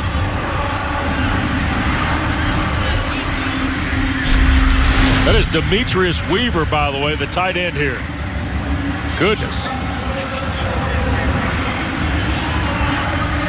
Well, and it shows, too. You're starting to see this wave of guys now that they know it's not an option to launch and go with the head right there. Yep. And just a couple of years ago, that's an automatic. You just can't control yourself almost. Trayon Gray measures his steps. And a nice run. Picked up about 14 as we approach 2 minutes to play. There he is. See, get him that chain and a few more. Get him a whole Mr. T kit for that hit. Ball at the 49, under 2 to go. Well, California's going to beat Carolina today in Chapel Hill, James. 35-24. They're in the final 30 seconds at Kenan Stadium. NC State, South Carolina tied after a quarter of play in Charlotte, by the way. And, of course, the big one tonight, Florida State, Alabama, but Louisville also in a Big Ten battle with Purdue, and they're playing at Lucas Oil Stadium in Indianapolis. There's Gray, preseason injury a year ago, so the redshirt junior from Carroll City who had 145 yards of rushing 2 years ago in just 5 games. Back on the field for the first time since then. You think those Miami coaches and backup quarterbacks will wear that gold when they go up to Tallahassee? They need to find a new color. You can't even come close to wearing those colors up there. Well, here's a look at the 2 running backs. Pair of 100-yarders today. Really like Homer, James. I do, too. Yeah. Well, it was a nice surprise. We've seen our fair share. I mean, Yearby was fun to watch last year. Here goes Gray. Well, he runs hard. That's a first down to the 41-yard line. One last thing about Terry Sims' team that I wanted to say earlier that impressed me too, the way they continued to play hard on special teams. I think that shows a well-coached football team. When they continue to play all the way through in a lopsided game, they played hard. I think they're going to have a good season, the Wildcats from Bethune-Cookman. Yep. Coach Sims and his team in the MEAC. They've got Southeast Louisiana and then back in this area to take on Florida Atlantic and then to Howard to open MEAC play before they finally get a home game late in the month, James. 4 roadies to start the year. And that will do it. There won't be another snap. Miami has won now all 4 meetings with Bethune-Cookman. And today the Canes trailed early 3-0. And then Mark Walton and Malik Rozier set the table for a big win. Back to South Florida after this. It's time for we had a lot of red zone penalties, an issue with the snap in the red zone right before the half. But other than that, I thought offense mostly did well. I messed up on protection one time that probably cost us a first down. So I got to get better myself. But, their offense did a really nice job, I thought. Very well coached. I mean, both sides of the ball, but they did some really great things offensively, and I know our defense will learn from that. Talk about your starting quarterback, Malik Rozier. This is the first game he started as the official starting quarterback. How do you think he performed? He did well. There was a few things that he could have done better. A few balls he could have thrown maybe a little bit better. But the thing I love is he didn't put the ball in harm's way the entire day. I don't think he had one throw that was a little scary, and that's, he has a respect for the football, and, no picks, no fumbles himself, and, that snap kind of caught him off guard because somebody made a noise besides him, and the ball got snapped. So other than that, I thought he played very well. Coach, congrats on a big win today. Thank you for your time. All right, thank you. All right, Wes and James, back up to you. Rebecca, thanks. Enjoyed our first ride of the season with you, working on our sidelines. And James, Mark Rick's got some things to work on, but Mark Walton is not one of those things. He has some things to work on, but he also has Mark Walton. Yeah. And the grown-ass man, as they used to call him when he was in high school, because he was a grown man, even way back then. That's coming right from my old teammate who used to coach him. That's what they called him, and boy, did he ever run like a man throughout the day. Over 100 yards in the first half alone, and doing it with the changeup. It's not everybody can run you over and run around you and fake and make you miss. But a great day for him as Miami Hurricane offense pretty good around him, 550 total yards, and taking care of the football, most important. Yeah, no turnovers, 6 of 7 into the red zone. They took care of business. They did what they were supposed to do if you're going to be in the nation's top 20, right? Right. And you know, I of course, Mark Richt doesn't want to sit there and just gush over his new quarterback, but he really has to be happy the way Malik Rozier played today. Remember, you get Amon Richards back here, hopefully next week as well, and get some of those things cleaned up defensively. Defensively, I was a little bit surprised that they didn't play a little bit better start to finish. Well, we're